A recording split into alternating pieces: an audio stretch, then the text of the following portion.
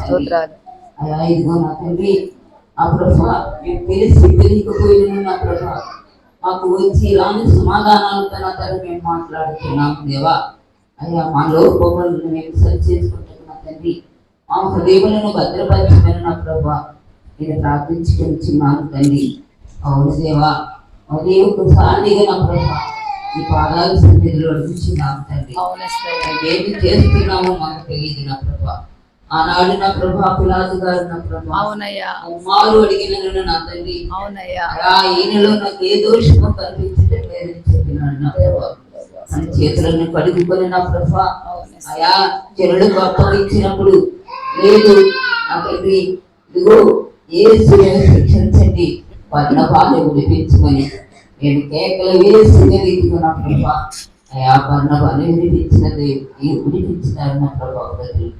అయా ఇదిగో నా తండ్రి గొల్గోతాపై నా ప్రభా కపాలమనే స్థలంలో నా ప్రభా ఇద్దరు దొంగలను సిలువ వేసినప్పుడు నా తండ్రి కుడివైపు దొంగ ఏ రీతిగా మార్చబడినాడు నా ప్రభా ఆ రీతిగా నా తండ్రి మా హృదయములను కడగబడిన ప్రభా ఆ రీతిగా మేము మార్చబడలాగా నా తండ్రి మా హృదయములను కడుగు పట్టుకు సహాయం దయచేయమని యేసయ్యా నీ పాదాల సన్నిధిలో వేడుకొనిచున్నాం తండ్రి.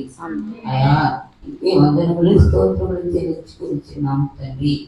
అయా నీ యొక్క రెక్కల చాటున తండ్రి మరియు అయ్యా గుడ్ ఫ్రైడే రోజుకున్న తండ్రి ప్రతి ఒక్క బిడ్డ కూడా నాయన నిన్నే ఎత్తి పట్టుకుని ప్రభు నీ వాక్యాలను ఎత్తి పట్టుకుని ప్రార్థించే శక్తిని జ్ఞానమును దయచేయమని యేసయ్య పరిశుద్ధ నామమును బట్టి అడిగి వేడుకొని చిన్నాం తండ్రి. ఆమేన్. రెండవ మాట కొరకు సిద్ధపడదాం. ఆంధ్ర క్రైస్తవ కీర్తన నుండి 196వ కీర్తన 2వ వచనం పాడుకుందాం. ఆత్మా శరణ్య హరిమోచక ద్రోహరహిత చంపనిను నా దోషమే కదా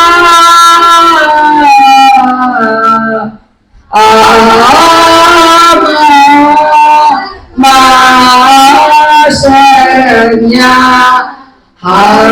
హరిమోచక నీవు నాతో పరదైసునా నేరుందువు పవనునా ఇట్లు పలికి ఆపిగా చితి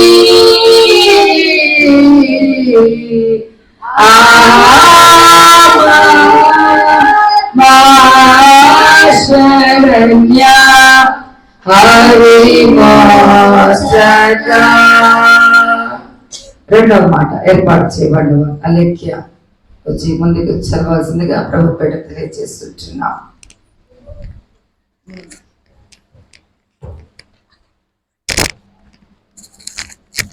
ప్రభు పలికిన రెండవ మాటగా లూకా సువార్త 23వ అధ్యాయము 43వ వచనం. అందుకాయన వానితో నేడు నీవు నాతో కూడా పరదాసులో ఉందువని నిశ్చయముగా నీతో చెప్పుచున్నాను. నేను వాక్యం చదివి వినిపించిన లేఖ్య వందనాలు. దేవుడు మీ కుటుంబాన్ని దీవించిన గాక. ఈ మాట ధ్యానం కొరకు సహోదరులు రమేష్ గారిని ప్రేమతో ఆహ్వానిస్తున్నాం. వారు మా దగ్గర ముగించుకొని మరి యొక్క దగ్గరకు వెళ్ళాలి. అందుకని ముందు మాటల్లో వారికి అవకాశం ఇస్తున్నాం. దేవుడి చిత్తం అయితే 3వ మాట కూడా చెప్పి మీరు సెలవు తీసుకోవాల్సింది. సమయం ఉంటే చివరి మాటలకి వాళ్ళు ఉన్నారు. అందుకని స్టార్టింగ్ మాటలు మీరు తెలియచేయవలసిందిగా ప్రభు మీరు తెలియచేస్తా ఉంటున్నాం.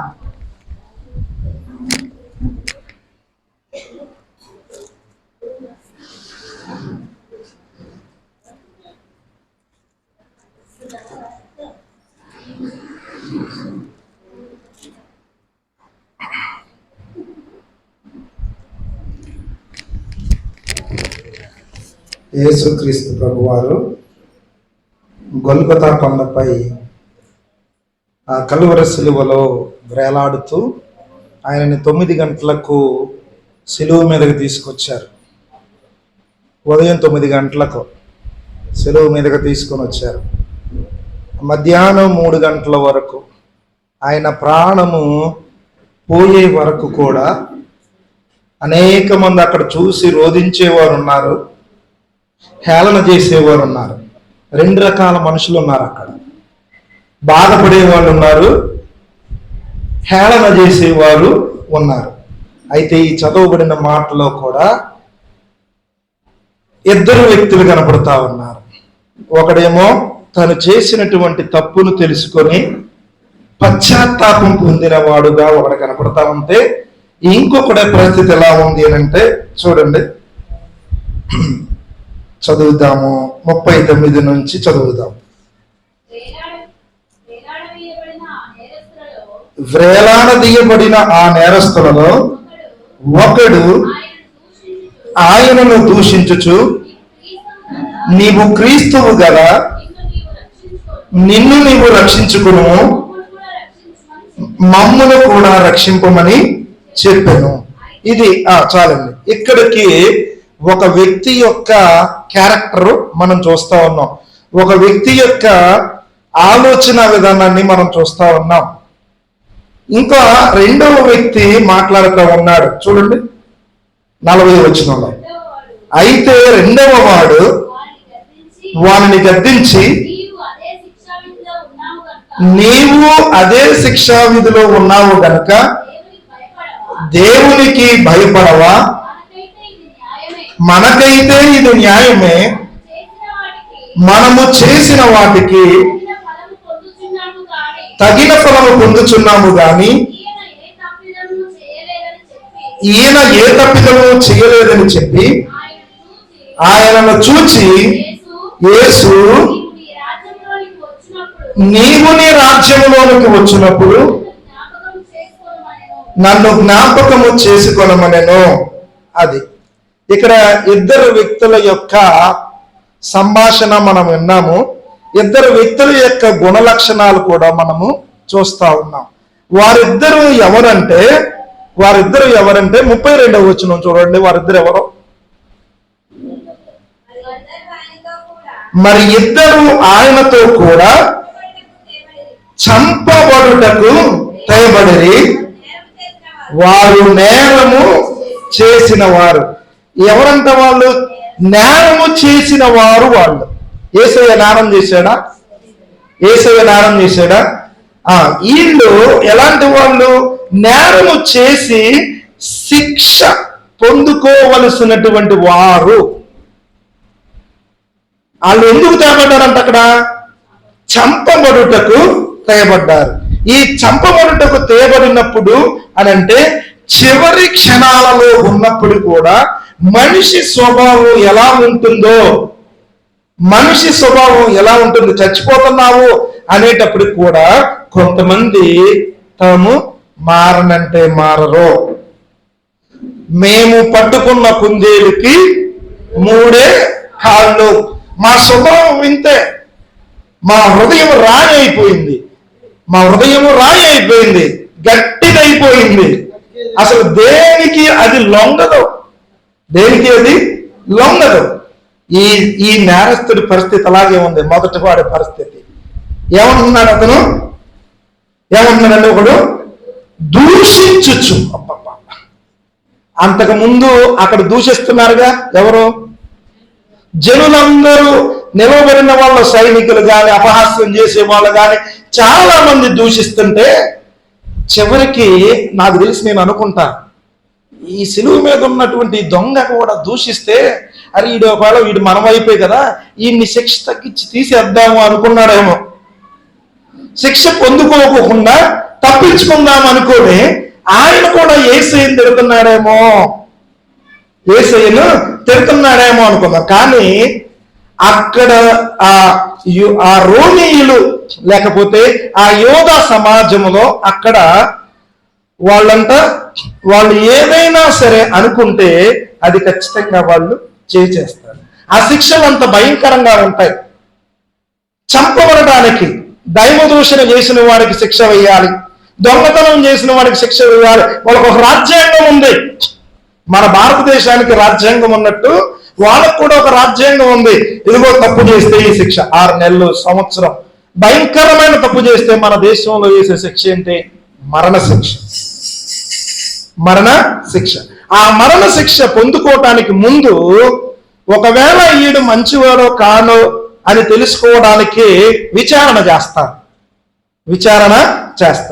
వీళ్ళిద్దరిని కూర్చున్న విచారణ చేసినప్పుడు వీళ్ళు నేరస్తులు అని తేల్చబడింది. కానీ యేసయ్యను గూర్చి విచారణ చేసినప్పుడు చూడండి, అక్కడ 14వ వచనం చూడండి ఒకసారి.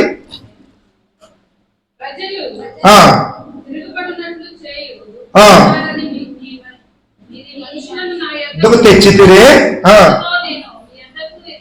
ఇదిగో నేను మీ ఎదుటైపునని విమర్శింపగా మీరు అతని మీద మోపిన నేరములలో ఒక్కటైనను నాకు కనబడలేదు, ఏ రోజులకు కూడా కనబడలేదు. యేసయ్య మీదంట ఒక్క నేరం కూడా కనపడల. ఏ రోజుకి కనపడలేదు, ఇంకెవరు అక్కడ పిలాతుకి కూడా కనపడలేదు. అలాంటి వ్యక్తినేమో సిలువ వేయండి అని అరుస్తున్నారు. దొంగతనం చేసిన వాడు, మానభంగాలు చేసిన వాడు, చంపేసిన వాడు, ఇలాంటి ఆ వ్యక్తులని అసలు పట్టించుకోవట్లా. అక్కడ ఉన్న వాళ్ళు పట్టించుకోవట్లా. ఈమె సిలువ వేయమని అరిచారు. అయితే ఆ సందర్భాన్ని మొత్తాన్ని గమనిస్తున్నటువంటి ఇద్దరు దొంగలలో మొదటి దొంగ అనుకున్నాడు.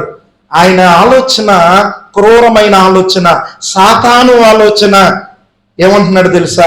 అపహాస్యం చేస్తున్నాడు, హేళన చేస్తున్నాడు, గేలి చేస్తున్నాడు యేసయ్యను. ఏమంటున్నాడు? నీవు క్రీస్తువు కదా. ఎవరు వినువు? నీవు క్రీస్తువు కదా, నిన్ను నీవు రక్షించుకొనుము, మమ్మును కూడా రక్షించుమని చెప్పెను.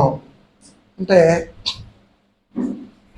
మనం ఏదైనా మంచి పని చేసేటప్పుడు, ఏదైనా పని చేసేటప్పుడు మన చుట్టుపక్కల ఉన్న వాళ్ళల్లో ఒకడు ఎంకరేజ్ చేస్తుంటే ఇంకొకడు లోపలికి పడిపోవాలి, కింద పడిపోవాలని చెప్పి డిస్కరేజ్ చేస్తూ ఉంటారు.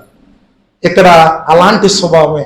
ఒక నాణ్యానికి బొమ్మ బొరుసు ఎలాంటిదో మంచి చెడు కూడా అలాంటిది. ఆ మంచి చెడు కలిగినటువంటి ఆ వ్యక్తుల స్వభావాలనే దేవుడు ఇక్కడ మనకి ఈ దొంగల ద్వారా చూపిస్తూ ఉన్నాడు. మొదటి దొంగ ఏమో సాతాను సంబంధి అయి చెడు స్వభావం కలిగిన వాడే దేవునినే ప్రశ్నిస్తూ గేలి చేస్తూ ఉన్నాడు. నీవు క్రీస్తువు కదా, నిన్ను నువ్వు రక్షించుకో, మమ్మల్ని కూడా రక్షించుకో. ఎందుకో తెలుసా? ఆయనకి క్రీస్తు ఎవరో నిజంగా తెలియదండి. ఆయన క్రీస్తుని అనుభవించాల. ఆయన క్రీస్తు యొక్క ప్రేమని రుచి చూచిన వాడు కాకుండా ఆయన ఆలోచన లోకపరమైన ఆలోచనగా ఉంది. ఒకవేళ నిజంగా ఈయన దేవుడైతే ఆయన రక్షించుకొని నన్ను కూడా రక్షిస్తే నేను కూడా తప్పించుకొని పోవచ్చు. మనిషి ఆలోచన. అయితే రెండవ వ్యక్తి ఆలోచన ఎలా ఉందండి? అప్పుడు ఆయన అన్నాడు, అయితే రెండవ వాడు దానిని గద్దించి, నీవు అదే శిక్షా విధిలో ఉన్నావు కనుక దేవునికి భయపడవా. అంటే ఈయనకు అర్థమైపోయింది రెండో వ్యక్తికి, అక్కడున్న వాడు మనుష్యుడు కాదు, అతను దేవుడు. నీవు దేవునికి భయపడవా? నువ్వు కూడా అదే శిక్షలో ఉన్నావు కదా.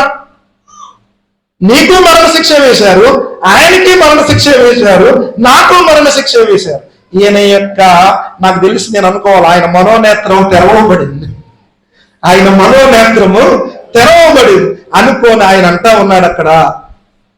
ఆయన అరే బాబు మనం దొంగలవరా, మనకైతే ఈ శిక్ష న్యాయమే. కానీ తీర్పులోనికి ఆయన తీసుకురాబడినప్పుడు ఇదిగో ఆయనలో ఏ తప్పు లేదని చేతులు కడుక్కున్నాడు. ఒక ఆయన చేతులు కనుక్కున్నాడు. మీరు ఈయన మీద నిందమోపుతున్నారు కానీ, ఈయనని సిలువ వేయండి అని అరుస్తున్నారు కానీ, నాకు ఈయనలో ఏ లోపము ఏ పాపము కనిపించలేదు. ఈ రెండవ వ్యక్తి అన్నమాట ఏంటంటే, అరే బాబు చూడండి, మనకైతే ఇది న్యాయమే, మనము చేసిన వాటికి తగిన ఫలము పొందుచున్నాము కానీ ఈయన ఏ తప్పిదము చేయలేదని చెప్పి. ఎస్, ఎంతమంది చెప్పారు ఈయన ఏ తప్పిదము చేయలేదని? హేరోదు, పిలాతు, ఇప్పుడు ఆ పక్కన ఉన్నటువంటి సిలువ వేయబడిన దొంగ కూడా చెబుతా ఉన్నాడు. కానీ ఆ అధికారులు దేనికి లొంగారో తెలుసా?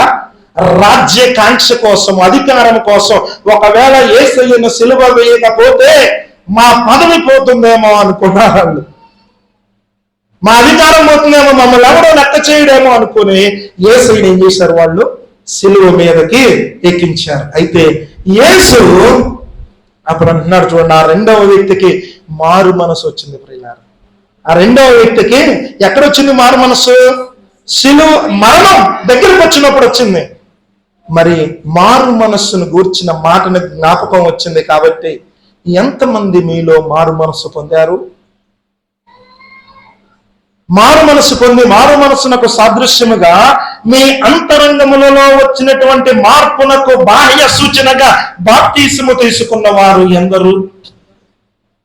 మీ అంతరంగములలో వచ్చిన మార్పుకి బయటికి కనిపించేలాగా, ఇదిగో నేను మారానక్క, ఇదిగో నేను మారాను తమ్ముడు, నేను మారానన్నా అని చెప్పటానికి ఎంతమంది మీ యొక్క అంతరంగములను కడుక్కున్నారు, మీ శరీరాలను కడుక్కున్నారు?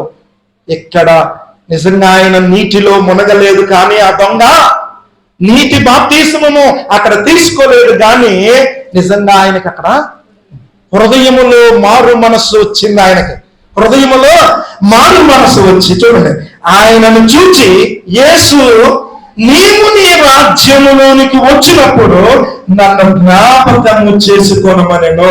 ఎంత అదృష్టం అంటే యేసయ్యతో ఆ దొంగకు మాట్లాడే అవకాశం వచ్చింది. పక్కనే యేసయ్యకు దొంగతో మాట్లాడే అవకాశం వచ్చి ఒక్క మాటలోనే ఆయన ఒక బహుమానం కూడా పొందుకున్నాడు. నన్ను జ్ఞాపకము చేసుకున్నామని విజ్ఞాపన చేశాడు, ప్రార్థించాడు. ప్రేయర్ అది ప్రార్థనే. సిలువలో ప్రార్థన చేశాడు ఆ దొంగ. ఆ ప్రార్థన విన్నటువంటి దేవుడు అంటున్నాడు చూడండి, అప్పుడు అందుకాయన వానితో, నేడు నీవు నాతో కూడా పరదైసులో ఉందువని నిశ్చయముగా నీతో చెప్పుచున్నాను. ఎస్, నీకైనా నాకైనా దేవునితో సంబంధం ఉన్నప్పుడు, దేవునితో నువ్వు మాట్లాడేటప్పుడు, నువ్వు ఒంటరిగా ఉన్నప్పుడు, నీ ఏకాంత ప్రార్థన మందిరములో, నీ యొక్క ఇంటిలో నువ్వు దేవునితో గడిపేటప్పుడు దేవునికి నీకు మధ్యన సంబంధము బలపడుతూ రావాలి. రోజు రోజు బలహీనపడకూడదు. ఆ ఏదైతే నిన్ను బలహీనపరుస్తుందో దానిని నా యొద్ద నుండి తొలగించమని మళ్ళీ నువ్వు ప్రార్థన చేయాలి. ఆ మొదటి దొంగకి బలహీనత ఉంది. రెండవ దొంగ ఏం చేశాడు అని అంటే, ఆయన తండ్రి అని, దేవుని కుమారుడని, దేవుడని, ఆయనకి శిక్ష మనకు లాంటిది, మనమైతే శిక్షకు అర్హులమే కానీ ఆయన అర్హుడు కాదని తెలుసుకున్నాడు. ఆయన మనస్సు మారింది. కాబట్టి ఏ పరిస్థితి అయినా, ఏ స్థితి అయినా సరే దేవుడు నిన్ను రక్షించగలిగిన సమర్థుడు అని నువ్వు ఎరగాలి. నీ స్థితి ఎలాంటిదైనా సరే, నువ్వు పడిపోయావు, ఆరోగ్యం బాగలేదు. ఈ మధ్య కాలంలోనే నేను కూడా పడిపోయాను. ఒక 10-15 రోజులు బెడ్ మీదే ఉన్నా, కాలు ఇంకా తగ్గలేదు. నిజంగా అక్కడ పరిస్థితిలో ఇబ్రహీంపట్నం, కొండపల్లి ఎలక్ట్రిసిటీ VTPS దగ్గర పడిపోయినప్పుడు నాకు అనిపించింది, వెనక లారీలు వస్తూ ఉన్నాయి, నేను నడి రోడ్డు మీద పడిపోయాను. అసలు కొంచెం ఆ విజయక్క అంత దూరంలో లారీలు ఉన్నాయి, నేను ఇక్కడ పడిపోయాను. సడన్ గా బ్రేక్ వేసి వాళ్ళు ఆపితే నాకు అనిపించింది, ఇది నా గొప్పతనం కాదు, యేసయ్య గనక వాళ్ళకి ఆ జ్ఞానం ఇచ్చి అక్కడ టక్కన బ్రేక్ వేయకపోతే నా జీవితానికి అసలు పరిస్థితి ఎలా ఉండేదో అని నేను ప్రార్థన చేసుకొని, నిజంగా అక్కడి నుంచి నేను మళ్ళీ హాస్పిటల్ లేదా కూడా ప్రార్థనలోనే ఉన్నా, ప్రార్థన చేసుకుంటూనే వెళ్ళాను. ప్రభువా, ఈరోజు నా జీవితంలో నువ్వు గొప్ప మేలు చేశావు. ఎస్, నీ స్థితి ఎలాంటిదైనా, నీ పరిస్థితి ఎలాంటిదైనా, నువ్వు ఎక్కడున్నా అక్కడే ఈ దొంగకి ఎలాగైతే మారు మనసు వచ్చిందో మోకాళ్ళు ఉంచి ప్రార్థన చేయి. మొంగమూరి దేవదాసయ్య గారు ఆయన ఒక మాట అంటాడు, మోకాళ్ళు నల్లనైతే నీ ముఖము తెల్లనవుతుంది అంటాడు. మోకాళ్ళు నల్లనైతే నీ ముఖము తెల్లనవుతుంది అంటే, మోకాళ్ళు నల్లనవ్వటం అంటే కాయలుగా అయ్యాలి. మోకాళ్ళు వేసి ప్రార్థన చేసి కాయలుగా అయ్యాలి. మరి ఆ అనుభవం మనకుంటే నిజంగా చిటికలో క్షణాల్లో అక్కడున్న పరిస్థితులన్నింటినీ గమనించిన ఆ దొంగకి మారు మనసు వచ్చింది. ఎన్ని గంటలు ఆ శిలువ మీద ఉన్నాడో అక్కడున్న పరిస్థితి అంతా గమనిస్తా ఉన్నాడు. రెండో వాడు చూస్తున్నాడు, కానీ రెండో వాడి ఆలోచన అంతా ఎలా ఉందనంటే ఈ లోకపు ఆలోచన. సాతాను ఈ లోకం చేత పట్టి పీడిస్తున్నాడు, ఈ లోకపు అధికారి మాట వింటున్నాడు. అయితే రెండవ వాడు, తండ్రి నీవు నీ రాజ్యంలోనికి వచ్చినప్పుడు నన్ను జ్ఞాపకము చేసుకోమనగానే ఎస్ నీవు కూడా నాతో పరదేశులో ఉండు అని నేను చెప్తా ఉన్నాను. అయితే ఇక్కడ చూడండి, ఆయనలో మనం నేర్చుకోవలసిన పాఠం ఏంటంటే పశ్చాత్తాపం. ఏంటంటే పశ్చాత్తాపం అంటే సింపుల్ గా ఇంగ్లీష్ లో సారీ. ఏంటది? సారీ అనే మాటని చాలా సార్లు విలువ లేనిదిగా వాడుతున్నారు ఈ రోజుల్లో. విలువ లేనిదిగా వాడుతున్నారు. సారీ అనే పదానికి ఎంత అసలు ఏడుతో రావాలేదు, బాధతో రావాలేదు, కానీ నవ్వుకుంటా సారీ అని చెప్పేస్తున్నారు. నవ్వుకుంటా సారీ అని చెప్పేస్తున్నారు. దానికి విలువ లేకుండా చేసాం. అయితే ఆ దొంగకి హృదయంలో పశ్చాత్తాపం వచ్చింది కనుక ఆయనలో పరివర్తన కలిగింది. ఏం కలిగింది? పరివర్తన కలిగింది. ఆ పరివర్తనకి ప్రతిఫలమే పరదేశు లభించింది. ఏం జరిగింది ప్రియులారా? పశ్చాత్తాపము, పరివర్తన, పరదేశు. పశ్చాత్తాపం, పరివర్తన, పరదేశు. నీకైనా నాకైనా సరే పశ్చాత్తాపం మనం కలిగి ఉంటే, పరివర్తన మనలో వస్తే మనకు పరలోకము ప్రాప్తిస్తుంది. కాబట్టి ఆ దొంగ స్వభావము నీలో నాలో కూడా ఉంది. ఆ దొంగ స్వభావం నీలో నాలో కూడా ఉంది. కానీ దేవుని ముందర నిలబడినప్పుడు దొంగ తను పశ్చాత్తాపడ్డాడు. ఆ పశ్చాత్తాపానికి ఏమైందండి? ఆయన మారు మనసు పొందాడు, ప్రాయశ్చిత్తం కలిగింది. వెంటనే ఆలస్యం లేకుండానే దేవుడు వెంటనే మాట ఇచ్చారు. ఒక్కొక్కసారి నీ ప్రార్థనకి, నీ మాటకి చాలాసార్లు జవాబు రాలేదని నువ్వు బాధపడుతున్నావేమో, కానీ పశ్చాత్తాపము కలిగి చేస్తే ప్రతిఫలము ఉంటుంది. పశ్చాత్తాపం కలిగి చేస్తే ప్రతిఫలం ఖచ్చితంగా ఉంటుంది. నీకు ఆయనకు పరదేశం ఇచ్చాడు, నీకు పరలోకం ఇస్తాడు. కాబట్టి మారిన దొంగగా నువ్వు ఉంటావా? మారని దొంగగా నువ్వు ఉంటావా? జ్ఞాపకం చేసుకో. ఇక్కడ దొంగలు అని నేను ప్రస్తావిస్తున్నది ఎందుకంటే ఈ సందర్భం అలాంటిది. కానీ యేసయ్య అయితే మనల్ని దొంగలుగా అంటలా, కుమార్తె కుమారుడా అని పిలుస్తున్నాడు. కుమార్తె కుమారుడా అని పిలుస్తున్నాడు. కాబట్టి నీవు దేవుని మాట విని యేసయ్యలాగా ఆయన చిత్తానికి అప్పగించుకున్న కుమారుడవైతే, కుమార్తెవైతే ఈరోజు నీకు కూడా బహుమానం ఉంచబడింది. ఏంటంటే అక్కడ ఏమి పళ్ళు కొరకటం ఉండదు. చెప్పండి, ఏముండదు అక్కడ?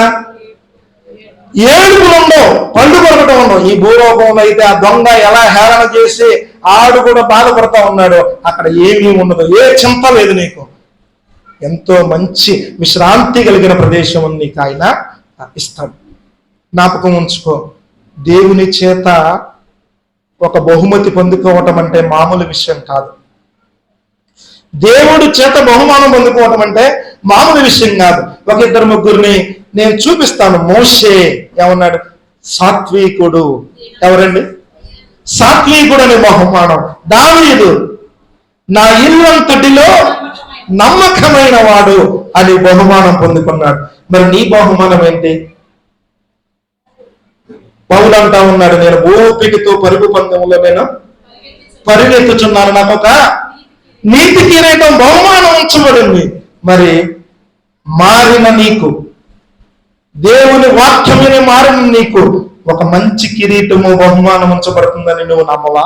నమ్మితే రా, యేసయ్యతో కలిసి నువ్వు కూడా పరిపాలన చేస్తావు. యేసయ్య కుమారులు రాజులు, యేసయ్య కుమార్తెలు రాణులు, యాజకులు. మీరు ఎలాంటి వారంటే మీరు సింహాన్ని చీల్చేలాంటి వారు, యోధా గోత్రపు సింహం.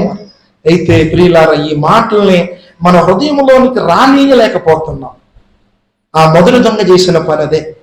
రానిచ్చి, లోపలికి రానిచ్చి ఆ మాటలని అనుభవిస్తే నీలో మార్పు వస్తుంది. రానీయకుండా బయట ఆపేస్తే, రానీయకుండా ఆ మంచి మాటలు, దేవుని యొక్క వాక్యాన్ని నీ హృదయంలోనికి రానియకుండా బయట ఆపేస్తే ఆ మొదటి దొంగలాగే చిత్కారము పొందుకుంటావు దేవుని చేత. చిత్కారం పొందుకుంటా ఉంటే అక్కడ దేవుడు అతనిని చేతలిచ్చినట్టుగా కనపడలేదు, కానీ దేవుడిని అపహాస్యము చేసిన వాడు ఎలాంటి దుస్థితిని పొందుకుంటాడో చూసాం మనం. కాబట్టి ఆ రెండవ దొంగగా మారు మనసు పొందుకొని ఆ పశ్చాత్తాపం కలిగి, పరివర్తన కలిగి పరదేశును సంపాదించుకున్నాడు. నువ్వు నేను కూడా, మనం కూడా యేసుక్రీస్తు ప్రభువారు నా కోసమే మరణిస్తున్నాడు, ఆయన ఏ పాపము లేనివాడు అని మనం జ్ఞాపకము చేసుకున్నట్లయితే ఖచ్చితంగా నీకు కూడా బహుమానం ఉంచబడుతుంది. దేవుడి మాటలు తన ఉనికిలో దీవించును గాక. ఆమేన్. ప్రార్థన చేసుకుందాం. విత్తబడిన రెండవ మాట కొరకే ప్రార్థన. ఎవరు ప్రార్థన చేస్తారా? Okay, thank you so much అండి రమేష్ గారు. అమ్మ రెండవ మాటకు ప్రార్థన బాగా చేస్తా. చేయను తీసుకోరా.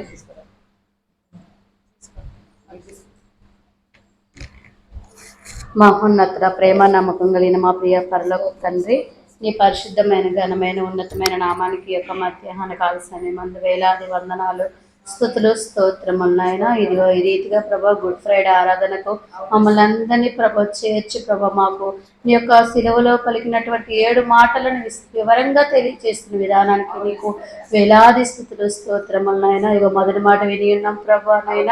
తండ్రి వీరేం చేయించినారు, వీరెరుగురు కనుక వీరిని క్షమించమని చెప్పావు.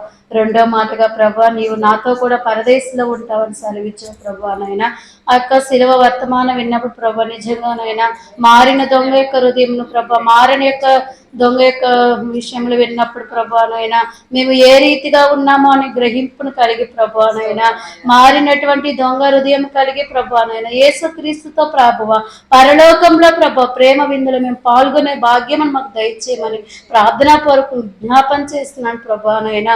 ఇంకా మా జీవితంలో మార్పు లేనటువంటి మేము పరిస్థితిలో ఉంటే ప్రభా మమ్మల్ని మార్చండి ప్రభా. ఈ యొక్క గుడ్ ఫ్రైడే ఆరాధనలో ప్రభానైనా అట్టి స్థితి నుంచి మమ్మల్ని నేను విడుదల దయచేయండి ప్రభా నాయన.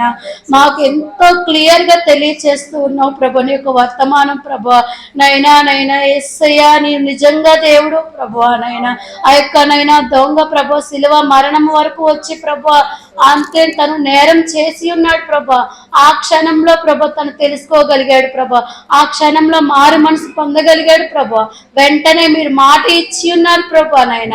నేడు నీవు నాతో పరదేశిలో ఉంటావని సెలవిచ్చావు నాయన.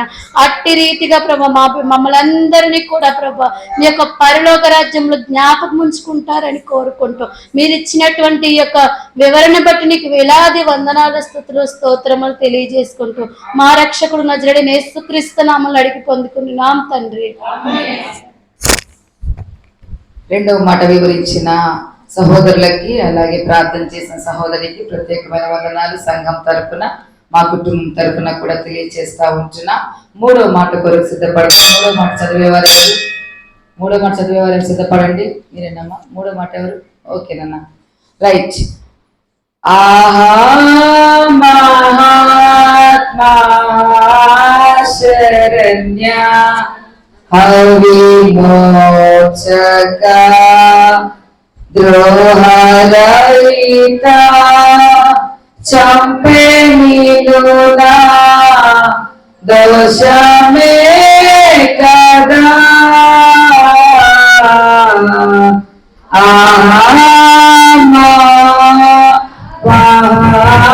శరణ్య అవిమోచక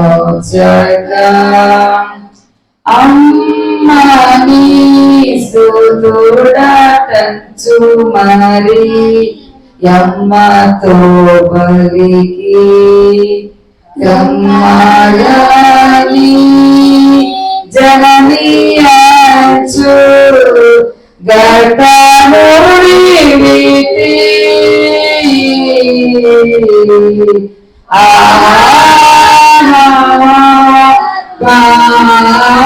శరణ్య అవిమోచక 3వ మాట చదవడానికి మరి సహోదరుని ఆహ్వానిస్తున్నా. ఇక్కడి నుంచి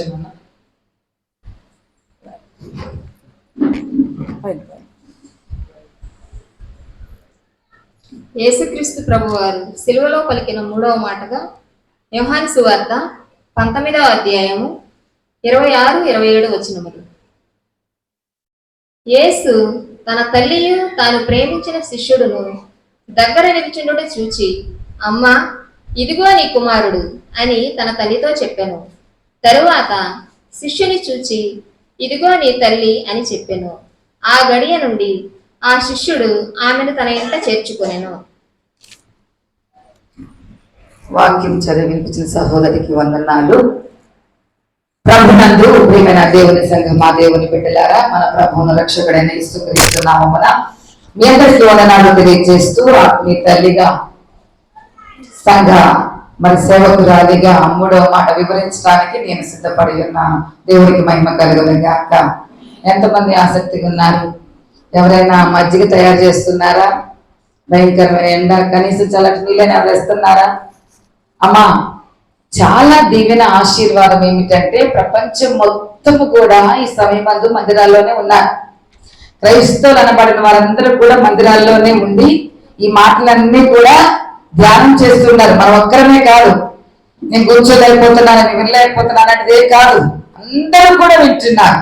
ఇవి వినడం ద్వారా మనకు ఆశీర్వాదం. దేవుడికి మహిమ కలిగిన గాక. 3వ మాటను బట్టి ప్రభునందు ప్రియమైన వాళ్ళరా, యోహాను సువార్తలు 19వ అధ్యాయం 26-27 వచనాల్లో యేసుక్రీస్తు ప్రభువారు, దయచేసి గమనించండి, 9 గంటలకి స్టార్ట్ అయింది. ఏంటది? శిలువ యాత్ర. ఇప్పుడు ఆ యూట్యూబ్ లో న్యూస్ లో అంటే అందులో ఈ శిలువను గురించి తెలియజేస్తూ ఒక సహోదరులు వాక్యాన్ని తెలియజేసింది ఏంటంటే, 2000 సంవత్సరాల క్రితం యేసుక్రీస్తు ప్రభువారు కరెక్ట్ గా ఏ డేట్న శిలువ వేశారో ఇది అదే రోజంట. దేవుడికి మహిమ కలుగును గాక. ఎందుకని అంటే కొన్నిసార్లు డేట్స్ మారుతూ ఉంటాయి. కానీ ఈ రోజు వచ్చేటువంటి ఏప్రిల్ 3వ తారీఖు గుడ్ ఫ్రైడే, ఆ రోజు యేసుక్రీస్తు ప్రభువారు శిలువ వేసినటువంటి రోజు ఇది ఖచ్చితంగా అని భక్తులు తెలియజేస్తా ఉంటున్నారు. ఈ దినాన మరి ప్రారంభమైనటువంటిది ఏప్రిల్లో మరి మనం జ్ఞాపకం చేసినట్లయితే భయంకరమైనటువంటి ఎండలు, అవునంటారు కాదంటారు. మార్చి కొంచెం తట్టుకోగలిగాం కానీ ఏప్రిల్ అసలు మనం తట్టుకోలేము. ఆ తర్వాత మే కూడా తట్టుకుంటాం, ఎందుకంటే మేలో కొంచెం అప్పుడప్పుడు వర్షాలు పడే అవకాశం ఉంది. దయచేసి గమనించండి, ఏప్రిల్ మనం తట్టుకోలేము. 40 నుంచి 50 డిగ్రీల వరకు కూడా ఎండలు పోవచ్చు. అంటే మరి ఆ టైంలో కూడా ఎండలు ఉంటాయి కదా. మరి అంత భయంకరమైన ఎండల్లో శిలువ యాత్రలో మరి శిలువ మోసుకుంటూ వెళ్ళినటువంటి యేసుక్రీస్తు ప్రభువారు, శిలువ మీద వేలాడుతున్నటువంటి యేసుక్రీస్తు ప్రభువారు, మరి అంత భయంకరమైన వేదన. గత రాత్రి అప్పగింపబడ్డ రాత్రి మనం జ్ఞాపకం చేసినట్లయితే, ఎవరైతే పరిశుద్ధ ఆదివారం దినమందు జై జై అంటూ జయధ్వానం చేసి, ఇగో జయరాజు రాజులే రాజు ప్రభు వస్తున్నారు, జై జై దావీదు తల్లికి జయాన్ని కొట్టినటువంటి ఆ జనులు ఈ రోజు ఏమన్నారంటే, రాత్రి శిలువ వేయండి, శిలువ వేయండి అన్నారు. శిలువ వేయండి అన్న ఆ దాంట్లో యేసుక్రీస్తు ప్రభువారు గెత్సేమనే వాళ్ళలో ప్రార్థన చేస్తూ, ఆ ప్రార్థన అంతా కూడా ఎంత భారభరితమైన ప్రార్థన అంటే, మన శ్రమలన్నీ కూడా, మన శాపాలు, మన పాపాలన్నీ కూడా ఆయన ముందు, ఆయన మీద వేయబడి ఆ భారము జ్ఞాపకం చేసుకొని ఆయన అంటున్న మాట ఏంటంటే, తండ్రి నీ చిత్తం అయితే ఈ గిన్నెను నా ఎదురు తొలగించి నీ చిత్తమే అని అని అడిగారు. అడిగినప్పుడు ప్రభునందు ప్రియమైన వాళ్ళ తండ్రి తొలగించాడా? చిత్తం నెరవేర్చబడలేదు కాబట్టి తొలగించలేదు. అంత భారాన్ని మోస్తూ కూడా ఆయన ప్రార్థన చేస్తున్నప్పుడు చెమట రక్త బిందువుల వలె ఉంది అంట. రక్త బిందువులు మారిద్దా? చెమట మారిద్దా? మారదా? ఎంతమంది తెలుసు మారిద్దని? ఎలా అంటే సైన్స్ ప్రకారం మనం జ్ఞాపకం చేసుకున్నట్లయితే, మనం ఓవర్ గా అంటే ఎక్కువ ఒత్తిడి గురైన అనుకో, లోపల ఏమైంది? బీపీ పెరిగింది. ఇవి ఏమవుతాయి అంటే నరాలు చిట్లుతాయి. ఏమవుతాయి? చిట్లి లోపల బ్లీడింగ్ అయితే బయటికి కూడా మరి యేసుక్రీస్తు ప్రభువు అంత భారభరితమైనటువంటి ఆ ప్రార్థన ఆ భారాలు మోస్తూ ఆయనకు కూడా మనకి ఎలా సాదృశ్యంగా ఉన్నారంటే ఆయన చెమట రక్త బిందువుల వలె మారింది అని లేఖనంలో రాయబడి ఉంది. అయితే అది టాపిక్ కానీ మూడవ మాట విషయానికి వచ్చేసరికి ఆయన సిలువలో మొదటి మాట మాట్లాడారు, తండ్రి వీరేమి చేయించున్నారు, వీరు ఎరుగురు కనుక వీరు క్షమించమన్నారు. క్షమాపణ తర్వాత మనకు వచ్చేది ఏంటంటే ఆశీర్వాదం, పరదైసు అనేటువంటి ఆశీర్వాదం. ఎవరైతే క్షమించబడతారో వాళ్ళకి ఖచ్చితంగా దేవుడు పరదైసుని ఇస్తారు. కొంతమంది మరణం వారు కూడా పశ్చాత్తాపడరు, వాళ్ళ రాత్రి గుండెలు మారరు, అలాగే చనిపోతూ ఉంటారు. అయితే అలాంటిలో మారేవారు కూడా ఉన్నారని సాదృశ్యంగా మనకి సిలువలో దొంగ కనిపిస్తూ ఉంటున్నారు. ఈ రెండు అయిపోయిన తర్వాత సడన్ గా ఆయన ఒక్కసారి కిందకు చూసేసరికి ఎవరు కనిపించారు? తన తల్లి కనిపించింది, అమ్మ కనిపించింది. ఎవరు కనిపించారమ్మా? అమ్మ కనిపించింది. మరియా కనిపించినప్పుడు వెంటనే ఆయనకి ఏం గుర్తొచ్చింది అంటే బాధ్యత, రెస్పాన్సిబిలిటీ. ఏం గుర్తొచ్చింది? బాధ్యత గుర్తొచ్చింది. ఎంతమందికి తల్లిదండ్రుల మీద బాధ్యత ఉందో ఒకసారి చెప్పండి. నేను నా తల్లిని నా తండ్రిని జాగ్రత్తగా చూసుకుంటున్నాను, లేదా నా తండ్రి స్థానంలో ఉన్నటువంటి అత్త మామల్ని నేను జాగ్రత్తగా చూసుకుంటున్నాను, వృద్ధాప్యంలో ఉన్న వాళ్ళని చాలా జాగ్రత్తగా చూసుకున్నాను. ఎవరైనా గుడ్డలు చేసి చెప్పగలరా? ప్రభువునందు ప్రియమైన వారులారా, యేసుక్రీస్తు ప్రభువు సిలువలో మాట్లాడిన ఆ మాటలో ఎంత వేదన పడుతూ, ఎంత భారభరితమైన సిలువను మోసుకొచ్చి ఆయన సిలువలో వేలాడుతూ ఆయనకి తల్లి గుర్తొచ్చిందో చూడండి. దాని అర్థం ఏమిటంటే ఎన్ని కష్టాలున్నా, ఎన్ని బాధలున్నా, ఎన్ని శ్రమలున్నా కూడా మనము కన్న వారిని మనము మరచి పోకూడదు అని ఆయన చూపించారా లేదా? చూడండి, మనము ఏమంటామంటే మన తల్లిదండ్రులకి ఏమైనా అవసరం వస్తే అంటే, అమ్మా నాన్న కొంచెం అర్థం చేసుకోండి, నా కుటుంబాన్ని పోషించుకోవడానికి నాకే అవ్వట్లేదు, నేను మీకు ఏం సహాయం చేయగలను, కొంచెం అర్థం చేసుకోవే అమ్మా అంటూ ఉంటాం. ప్రభువునందు ప్రియమైన గమనించండి, ఈ సమయంలో ఎందుకు ఆ విషయాన్ని జ్ఞాపకం చేసుకుంటున్నామంటే అంత శ్రమలో ఉన్నా కూడా, అంత బాధలో ఉన్నా కూడా ఒక్కసారిగా ఆయనకి ఎవరు గుర్తొచ్చారు అంటే తల్లి గుర్తొచ్చింది. యాక్చువల్ గా గుర్తొచ్చే సందర్భం కాదు కానీ ఆయనకు గుర్తొచ్చింది. ఎందుకంటే నేను నా బాధ్యత నెరవేర్చాలి. నా తల్లి నన్ను ఎన్ని మాసాలు మోసిందమ్మా? 9 మాసాలు. కుమార్తె అయితే 10వ మాసం వరకు 9 మాసాలు మోసి నన్ను కన్న నా తల్లి, నన్ను పెంచిన నా తల్లి ఎంతో. మన మధ్య ఒక పోస్ట్ వచ్చింది. ఆ పోస్ట్ ఏంటంటే వెయిటింగ్ న్యూస్ అన్న మా న్యూస్ లో పోస్ట్, తల్లి బాబు బయటికి వెళ్తే క్లీన్ చేస్తున్నటువంటి ఫోటో పెట్టి పెద్దయ్యాక నువ్వు నాకు ఏం చేశావే అమ్మ అంటే ఈ ఫోటో చూపించినట్టు పెట్టాను. దయచేసి గమనించండి, అర్థం కాలేదా?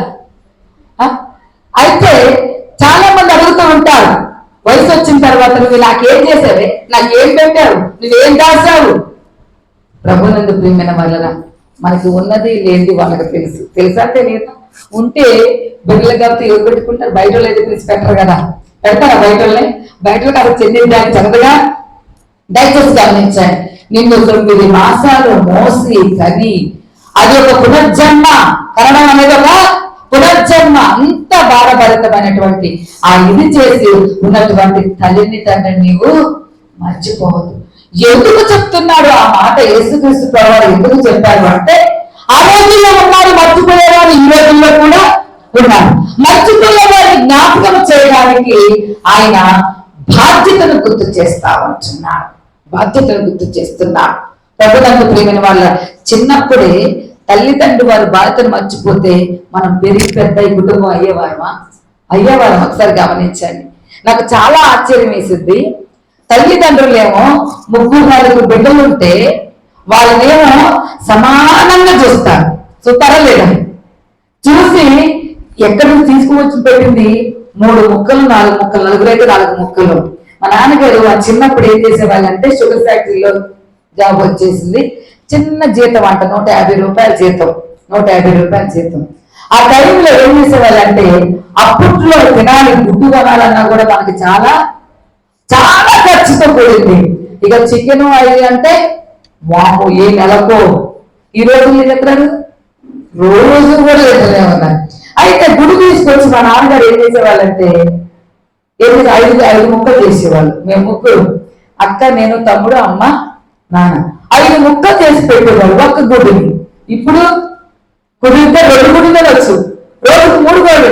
అన్నవారి పుణ్యమా అంటూ చిన్నపిల్లలకి గుడ్లే గుడ్లు. అవునా కాదా? ప్రభుత్వం పుణ్యమ వారు దయచేసి గమనించాలి. ఇక్కడ ఏమి మనం జ్ఞాపకం చేసుకోవాలి అంటే, దేవుని వాక్యాన్ని ఏం జ్ఞాపకం చేసుకోవాలంటే, మనకు జన్మని ఇచ్చిన తల్లిదండ్రులను మనము మర్చిపోవద్దు. నీకు ఆయుష్ ఉన్నంత వరకు, నీకు ఓపిక ఉన్నంత వరకు నువ్వేం చేయాలంటే, వారు నిన్ను కనడం ద్వారా, సాహిత్య గ్రంథాల వాక్యం ఏంటా, గృహమును విత్తమును పితరులు ఇచ్చిన స్వాస్థ్యం అని అంటది. అంటే నువ్వు నివసించడానికి, నీ కుటుంబం ఏర్పడడానికి ఎవరు కారకులు? మొదటిగా దేవుడు అయితే, తర్వాత పుత్రులు అంటే తల్లిదండ్రులు. వారిని కుటుంబంగా ఏర్పాటు చేశారు, మీరు ఒక స్థితిలో ఉంచారు. రఘునంద ప్రియమైన వాళ్ళరా, మరి యేసుక్రీస్తు ప్రభువుని కనడానికి ఆ తల్లి అయిన మరి ఎంత ఇబ్బంది పడి ఉంటది, ఎంత అవమానాలు పొంది ఉంటది. అవునా కదా? వివాహం కాకుండా గర్భం దాల్చడం మామూలు విషయమా? మరి సరే దాల్చింది, కన్నది, అదొక ఎత్తు. కళ్ళ ముందు కుమారుడు అంత భయంకరమైన వేదన పడుతుంది, మనం చూడగలమా? ముళ్ళు గుచ్చుకుంటేనే మన బిడ్డలు మనం ఏమైపోతాం, వెళ్ళాడిపోతాం. ఒకవేళ జరిగింది అనుకో, ఏదైనా ఒకవేళ వివాహం అయిన తర్వాత ఏదైనా పని చేయాలని కంప్లైంట్ వచ్చిందని, మా అమ్మ చిన్నప్పటి నుంచి నా పిల్లల్ని పనే చెప్పుకోలేదు, ఎంత అపూర్వంగా పెంచుకున్నారో అని సపోర్ట్ చేస్తూ ఉంటాం. ప్రభుత్వం ప్రియమైన వాళ్ళ అలాంటిది దయచేసి గమనించండి. యేసుక్రీస్తు ప్రభువుని కనడానికి ఆ తల్లి ఎన్ని అవమానాలు పొంది ఉండవచ్చు, ఎంత కష్టాలు పడి ఉండవచ్చు, అయినా కూడా నేను సిద్ధమే అన్నది. ప్రభుత్వం ప్రియమైన వాళ్ళ ఆ తర్వాత సుమియోగ ప్రవక్త అంటాడు, అమ్మా నీ హృదయంలోకి ఖడ్గము దూసుకుపోతున్నావు, కళ్ళాలనే చూస్తావు. ఏంటి ఖడ్గం దూసుకోవడం అంటే, తన కన్న కొడుకు తన కళ్ళ ముందే. ప్రభుత్వం ప్రియమైన వాళ్ళ దయచేసి గమనించండి. సమమందు జ్ఞాపకం చేసుకుంటున్నాం బైబిల్ వాక్యంలో కుటుంబ బాధ్యతలు మనం మర్చిపోవద్దు. నీకు ఎన్నున్నా, నువ్వు ఏ దేశంలో ఉన్నా. అందుకని చాలా మంది దూర దేశాల్లో ఉండి ఏం చేస్తారు, వాళ్ళ తల్లిదండ్రులు వృద్ధాప్యలో ఉన్న వారిని ఆశ్రమాలలో జాయిన్ చేసేసి వారిని పోషిస్తూ ఉంటారు. కొంతమంది పని మనిషిని పెట్టి పోషిస్తూ ఉంటారు. ఎందుకని అంటే వారి బాధ్యతను గుర్తుంచుకోండి. ప్రభువునందు కూడా గమనించండి. చాలా మంది తల్లిదండ్రులు ఇంట్లో ఉన్న బిడ్డలు చూడక రోడ్ల మీద భయంకరమైన స్థితిలో ఉన్నారు. ఈ రోజుల్లో కూడా ఉంటూనే ఉన్నారు. వారు భోజనం పెట్టక భయంకరమైనటువంటి మాటలు దూషిస్తూ ఉంటున్నారు. పాత నిబంధన గ్రంథంలో సామెతల గ్రంథం 30వ అధ్యాయంలో మనం 36వ అధ్యాయం మనం జ్ఞాపకం చేసుకుంటే, తల్లిదండ్రులను దూషించే వారి యొక్క కన్నులు లోయ కాకులు వీక్తుయంట. అసలు మనకు గుర్తేలేవా ఆ మాటలు? ఏడు తిరిగి మన నోటి నుంచి వచ్చే మాటలే కానీ ఆ బైబిల్లో మాటలు గుర్తేరాదు. తల్లిదండ్రులు దూషించిన వారు మానవతాన్ని పాత నిబంధన వాక్యం ఉంది. ప్రభుత్వ ప్రియమైన వాళ్ళగా తల్లిదండ్రులను జాగ్రత్తగా చూసుకోవాలి. బాధ్యత మీదది. వారు చదివి పెంచారు. యేసయ్య మనకు మాదిరి చూపిస్తామంటున్నాడు.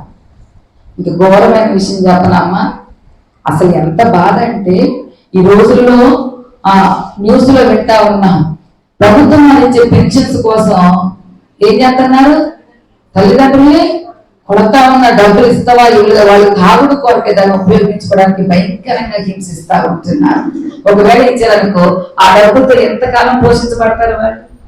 మా అంటే 1 రోజు 2 రోజు 3 రోజులు తాగుతారు, అంతకంటే ఎక్కువ తాగుతారా? దయచేసి గమనించండి. అవన్నీ పక్కన పెడితే మనము ఈ సిలువలో పలికిన 7 మాటలు ధ్యానిస్తున్న మనము జ్ఞాపకం చేసుకోవాల్సింది ఏమిటి అంటే, మన కుటుంబ బాధ్యత మనం మరచి పోవద్దు. ప్రతి ఒక్కరు కూడా జ్ఞాపకం చేస్తారు. మన తండ్రి అయిన దేవుడు మనకు చెబుతూ ఉంటున్నాడు. దయచేసి గమనించండి. ఏ పరిస్థితుల్లో ఉన్నా కూడా నువ్వు కుటుంబాన్ని నిర్లక్ష్యము చేయవద్దు. దయచేసి గమనించాలి. కుటుంబాన్ని గౌరవించాలి. కుటుంబంలో తల్లిదండ్రులు మీరు గౌరవించాలి. ఆ అన్నదమ్ములతో ప్రేమగా ఉండాలి. ప్రభుత్వంతో గమనించండి. అయితే ఆ బాధ్యతతో సంఘము కూడా ఒక కుటుంబమే, సంఘము కూడా ఒక కుటుంబమే. ఆ కుటుంబంగా వాళ్ళ సంఘముల వారికి కూడా నువ్వు సహాయం చేయాలి. సంఘముల వారికి కూడా వాళ్ళకి బాగలేక వాళ్ళ గురించి ప్రార్థన చేయాలి. వారు ఆపదలు ఎవరైనా అక్కలు తెచ్చారు, అక్కలు తెచ్చారు, వారు లక్షలు ఏమి మనం అట్లా. నీకు చేతనైతే దేవుడు వాక్యం తెలుసా, నీకు చేతనైనంత మట్టుకు సమాధానముగా శక్యమైతే రోగుల మీద మధ్య శక్యమైతే నువ్వు సమాధానంగా ఉండుము అని ఉన్నది. కాబట్టి ఆత్మీయ తల్లిగా నేను తెలియజేస్తుంది ఏమిటంటే నాకు కూడా వాక్యం హెచ్చరిస్తా ఉంది. నా తల్లిదండ్రులను, నా అత్తమామని నేను చూసుకోవాలి, వారిని నేను గౌరవించాలి.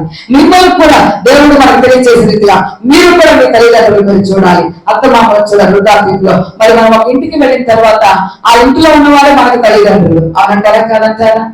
కాబట్టి వారిని మనం జాగ్రత్తగా చూసుకోవాలని యేసుక్రీస్తు ప్రభువు మనకు తెలియజేస్తున్నాడు. అయితే ఆ తల్లి గుర్తు వచ్చి ఆ బాధ్యత నెరవేర్చడానికి ఆయన ఎవరికి అప్పగించాడు అంటే తన దగ్గర ఉన్నటువంటి నమ్మకమైనటువంటి శిష్యునికి. శిష్యులు ఎంతమంది ఉన్నారు? 12 మంది ఉన్నారు. 12 మంది కూడా ఒక్కొక్కరు ఒక్కొక్క ప్లేస్ లో ఆగిపోయారు. గత రాత్రి ఎవరు ఆగిపోయారు? పేతురు ఆగిపోయాడు. యేసుని తెలుసంటే ఏమన్నాడు? తెలియదయ్యా. ఒకసారి అన్నాడా? ఎన్నిసార్లు అన్నాడు? తెలుసు మనకి. అట్లా వాళ్ళు ఏమైపోయారంటే ఆగిపోయారు. కానీ శిలువ వరకు వెంబడించింది ఎవరయ్యా అంటే యోహాను. ప్రభువునందు ప్రియమైన వారలారా, అంటే తన అంతం వరకు యోహాను యేసుక్రీస్తు ప్రభువుని వెంబడించాలి. కాబట్టి వెంటనే తల్లిని చూసి ఆ తల్లి యొక్క బాధ ఎవరికి ఇవ్వాలి అని వెంటనే ఇటు పక్క చూసేసరికి ఎవరు కనిపించారు? యోహాను కనిపించాడు. యోహాను కనిపించి, అయ్యా అమ్మా, నేను మరణిస్తున్నాను, నా టైం అయిపోయింది, నీ బాధ్యత నా ప్రాణమిత్రుడైనటువంటి యోహానికి అప్పగిస్తున్నాను, అప్పగించినమ్మా. మీరు చేయలేకపోతే, మీరు పోషించలేకపోతే, మీరు అన్నం పెట్టలేకపోతే, మీరు సహాయం చేయలేకపోతే వేరే వారికి ఆ పని అప్పగించండి. చేయాల్సిన బాధ్యత ఉంది. ఒకవేళ చేయలేకపోతే దయచేసి గమనించండి. నమ్మకమైన వారు ఆయన నమ్మాడు, శిష్యుని నమ్మాడు. నిజమైన స్నేహితులు విడవక అబ్బా హల్లెలూయా. ఇది దేవుని విడవని ప్రేమించడం లేదా? ప్రేమించాడు. కాబట్టి ఆయనకి ఏం స్థానం ఇచ్చాడంటే తల్లిని చూసినటువంటి బాధ్యత ఇచ్చాడు. కాబట్టి ప్రభువునందు ప్రియమైన వారలారా, ప్రియ దేవుని సంఘమా, దేవుని బిడ్డలారా, దయచేసి గమనించండి. మీరు మీ కుటుంబ బాధ్యతలు మరచి పోవద్దు అనే విషయాన్ని తల్లిగా మీకు తెలియజేస్తూ ఈ మాటను ముగిస్తున్నాను. 3వ మాట కొరకు ప్రార్థన చేసుకుందాం. దయచేసి గమనించండి, సమయము అవుతా ఉంది. దయచేసి గమనించండి. ఇంకా ఎన్ని మాటలు ఉన్నాయి? 4 మాటలు ఉన్నాయి. కాబట్టి మనం ప్రార్థన చేసుకుందాం. 3వ మాట కొరకు ఎవరు ప్రార్థన చేస్తారు? అమ్మా, 3వ మాట ప్రార్థన. సమయాన్ని సద్వినియోగం చేసుకోండి. నేను వద్దాము ప్రార్థనలో కొంచెం నడిపిద్దామని శుక్రవారం రావడానికి నాకు కుదరట్లేదు. మనం ప్రార్థన చేయాలి. ప్రార్థన మన పరిస్థితులను ఖచ్చితంగా మారుస్తుంది. 3వ మాటకి ప్రార్థన. అమ్మ చేస్తున్నారు, మైక్ ఇవ్వండి. స్తోత్రాలు, స్తోత్రాలు. అమ్మా,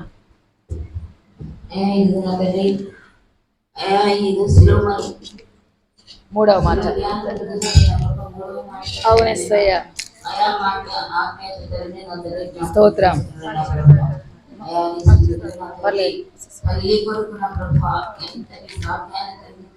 అవునయ్యా, వందనాలయ్యా, స్తోత్రాలయ్యా, స్తోత్రాలయ్యా. ఈ లోక రీతిగా నా ప్రభా, నా తండ్రి ఎవరస్తులు నా ప్రభా ఎంతో దూర ప్రాంతంలో ఉంటున్నా నా ప్రభు తల్లి దగ్గర ఉన్న తల్లిదండ్రులను కూడా నా తల్లి అయా ఎంతగా హింసించబడుతున్నారు నా ప్రభు. ఆ వివరణ బట్టి నా ప్రభు. అవునయ్యా, అవునయ్యా, తల్లిదండ్రుల పట్ల నా ప్రభు ఆప్యాయత కలిగిన అవునయ్యా, సహాయం. అవునయ్యా, నేను అవునయ్యా,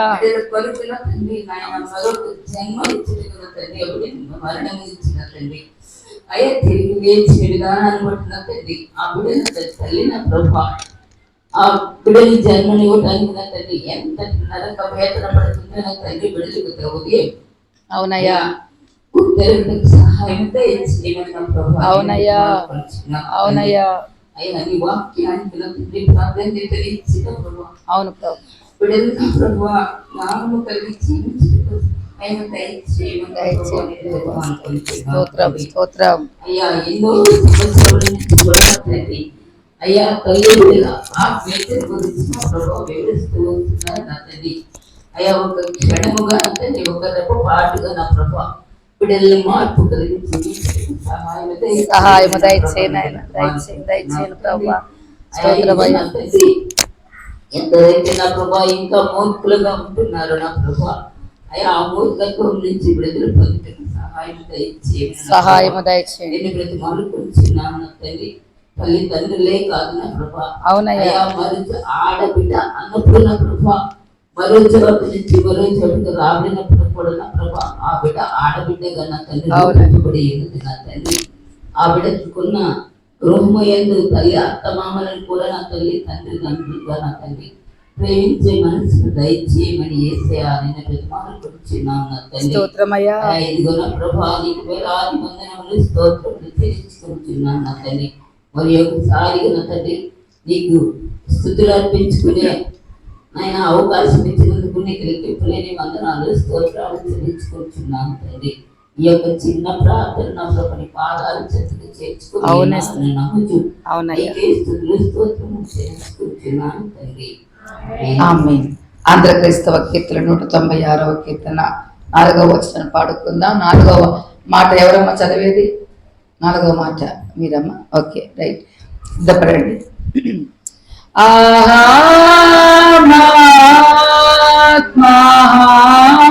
శరణ్య హరి మోచక ద్రోహరహిత. అమ్మ మైక్ తీసుకోండి. దోషమే కదా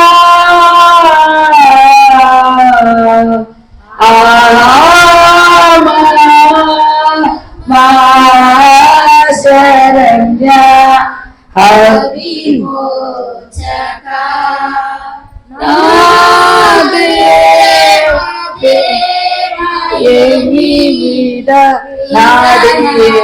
నాడివనుచు శ్రీదేవసుత పలికి విశ్రమ చెప్పశక్యమా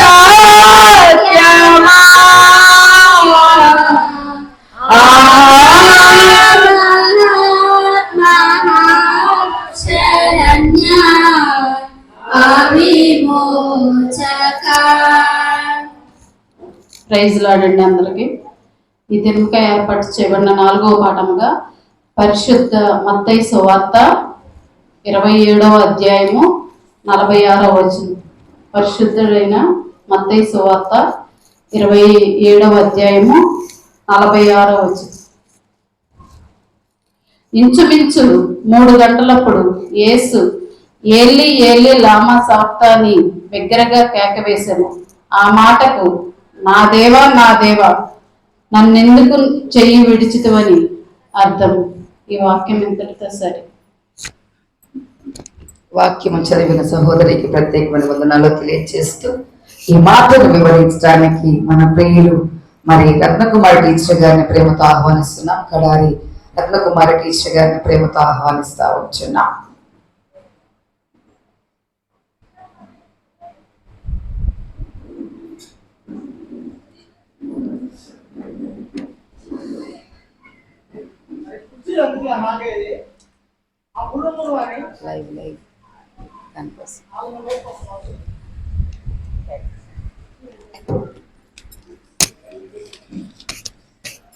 దేవునికి స్తోత్రాలు. మీ అందరికీ నా వందనాలు. ఈ అవకాశం ఇచ్చిన అమ్మగారికి నా హృదయపూర్వక వందనాలు చెల్లిస్తున్నాను. ముందుగా చిన్న ప్రార్థన చేస్తున్నాను. స్తుతి స్తుతి స్తోత్రం సర్వోన్నతుడా యేసయ్యా, నీకు లెక్కలేని వందనాలు స్తుతులు స్తోత్రాలు ప్రభా. నాకై మాకై సిలువలో ప్రభా ప్రాణాన్ని పెట్టిన నా యేసు నీకే స్తోత్రమయ్యా. కృపా సత్య సంపూర్ణుడా నీకే స్తుతి స్తుతి స్తోత్రమయ్యా. అయ్యా ఇదిగో ప్రభా అయ్యా నీ శిల్వ ధ్యానాల కోసం ప్రభా సంఘమంతా ప్రభా కూడి నిన్ను స్తుతిస్తూ ఉండగా ఆరాధిస్తూ ఉండగా మా మధ్యలో మీరున్నారని విశ్వసిస్తున్నాను ప్రభా. అయ్యా మాట్లాడుచున్నది మేము కాదు, మా నోట మీరే ఉండి మాట్లాడండి అయ్యా. పరిశుద్ధాత్మడా మా నోటికి తోడై ఉండండి ప్రభా. అయ్యా మమ్మల్ని మరుగుపరచండి అయ్యా, మీరే మాట్లాడింపచేయండి అయ్యా. హృదయాలు కదిలించబడే మాటలు ప్రభా. అయ్యా నువ్వు సిలువలో పలికిన ఒక్కొక్క మాట ఎంతో రమ్యమైనది, విలువైనది, ఘనమైనవి ప్రభా. అలాంటి మాటలను ప్రభు మేమంతా నాయన హృదయంలో ఉంచుకొని ప్రభు నాయన జీవితాలు కొనసాగించడానికి నిలబడితే నన్ను మరుగు చేసి నోటి పొరగా వాడుకొని మీరే మహిమ పొందమని త్వరలో రానయ్యున్న యేసేపు నేమని వినయంతో విడుకుంటున్నాను తండ్రి. ఆమేన్.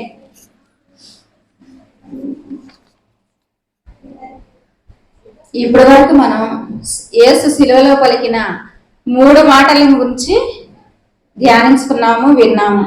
ఇప్పుడు 4వ మాటకి మనం వచ్చాము. అయితే 4వ మాట ధ్యానించే ముందు అసలు అక్కడ పరిస్థితి ముందు ఎలా ఉంది, అక్కడ శిలువ దగ్గరికి వెళ్ళారు కదా అంతా. ఇప్పుడు ఎక్కడున్నాం మనం అంతా? శిలువ దగ్గర ఉన్నాం. యేసు ప్రభు శిలువ దగ్గరే కూర్చున్నాం. ఒకసారి ఊహించండి, మనందరూ యేసయ్య శిలువలో ఉన్నాడు, మనమంతా శిలువ ముందు కూర్చొని ఉన్నాం. ఇప్పటి వరకు ఆయన మాటలు మనం విన్నాం. తండ్రి వీరేం చేస్తున్నారు, వీరెరుగు, వీరిని క్షమించమని మొదటి మాట విన్నాము. రెండవది పరదైసులకు వచ్చినప్పుడు జ్ఞాపకం చేసుకున్న దొంగ మారి మనసు గురించి విన్నాము. మూడవది బాధ్యత గల తల్లి మాటను మనం విన్నాము. ఇప్పుడు 4వ మాటను గురించి ధ్యానించుకుందాం. 4వ మాటకు వచ్చేటప్పుడు అక్కడ పరిస్థితి ఎలా ఉందో ఒకసారి చూద్దాం. మార్క్స్ వార్త 15వ అధ్యాయం 33వ వచనం. మధ్యాహ్నము మొదలుకొని 3 గంటల వరకు ఆ దేశమంతటను చీకటి కమ్మెను. చాలమ్మా. మధ్యాహ్నం 3 గంటలకి ఎలా ఉందండి? అక్కడ చీకటి కమ్మిందంట. అలాగే ఇంకొకటి రాసింది చూడండి, మత్తయి సువార్త 27వ అధ్యాయము 45వ వచనం చదవండి ఒకసారి. మధ్యాహ్నము మొదలుకొని 3 గంటల వరకు ఆ దేశమందంతటా చీకటి కమ్మెను. ఇంచుమించు 3 గంటలకు చాలమ్మా. అక్కడ ఎలా ఉందంట ఇప్పుడు పరిస్థితి? అక్కడ ఇంచుమించు 3 గంటలకు అక్కడ ఎలా ఉంది? చీకటి కమ్మిందంట. ఇప్పుడు మనం ఇప్పుడు శిలువ ధ్యానం యేసు ప్రభువుని తీసుకొచ్చేటప్పటికి ఎప్పటి నుంచి మొదలైంది శిలువ ధ్యానం? 9 గంటల నుంచి. ఇప్పుడు ఎంత అయింది? 4వ మాటకి యేసు ప్రభు 4వ మాట పలికేటప్పటికల్లా అక్కడ సమయం ఎంత అయింది? 3 గంటలైంది. 3 గంటలైనప్పుడు అక్కడ పరిస్థితి ఎలా ఉంది? చీకటి కమ్మిందంట. ఇప్పుడు మధ్యాహ్నం టైం ఎంత అయింది? 2 అవుతుంది కదా. ఇప్పుడు 2 అవుతున్నప్పుడు ఇంకొక గంటలో చీకటి వచ్చేసింది అనుకోండి, ఎలా ఉంటుంది మనకి? మధ్యాహ్నం ఎండకాయాలి కదా. అక్కడ చీకటి ఎందుకు వచ్చింది? మధ్యాహ్నం చీకటి రావటం ఏంటండి? వింత కదా. చీకటి ఎప్పుడు వస్తుంది? 9 గంటలకో 10 గంటలకో చెమ్మ చీకటి, ఒకళ్ళకొకళ్ళు కనపడినంత చీకటి 9 గంటలకో 10 గంటలకో రాత్రి సమయానికి అవుతుంది. కానీ అప్పుడు 3 గంటలకి అక్కడంతా మొత్తం అంతా చీకటి కమ్మిందంట. ఎందుకని? రారాజు యేసయ్య అక్కడ శిలువలో మరణించడం ప్రకృతి కూడా సహించలేకపోయింది. కళ్ళు మూసుకుంది. చూసారా?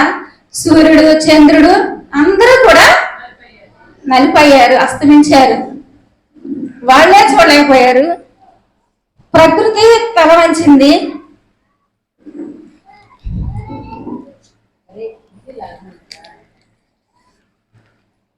కానీ అక్కడ ప్రజలు ఉన్నారు కదా. అక్కడ ప్రజలు ఎలా ఉన్నారు? అక్కడ చుట్టూ ఉన్న ప్రజలంతా ఎలా ఉన్నారండి? ఒకళ్ళు దూషించేవాళ్ళు, కొట్టేవారు, తిట్టేవారు, ఉమ్మ వేసేవారు, నానా రకాల జనమంతా అక్కడ కూర్చొని ఉన్నారు. ఇప్పుడు ఇవంతా చూసిన తర్వాత అయినా సైనికులు గాని వాళ్ళల్లో గాని ఏమైనా మార్పు కలగాలి కదా అనుకుంటాం కదా. ఇప్పుడు సడన్ గా ఇప్పుడు చీకటి వచ్చేసింది అనుకోండి, మనం ఏమనుకోమో ఏంటి ఇప్పుడు చీకటి వచ్చింది ఏంటని ఆశ్చర్యం కలిగింది కదా. మరి అది ఒక వింతే కదా, ఆశ్చర్యం కలిగింది. అవి ఏంటి ఇంత చీకటి వచ్చేసింది? వామ్మో, ఈయన ఎవరో ఒక దైవ కుమారుడు అయి ఉంటాడేమో, ఈయన నిజమైన క్రీస్తు బిడ్డ తండ్రి అయినా కుమారుని బిడ్డ ఏమో, ఏంటి ఎలా జరిగింది? అప్పుడన్నా వాళ్ళ హృదయాల్లో మార్పు కలగలేదు. చాలా మంది ఇంకా అలాగే వాళ్ళ మనం చూస్తున్నారు కానీ వాళ్ళ మనోనేత్రాలు మాత్రం వెలిగించబడలేదు.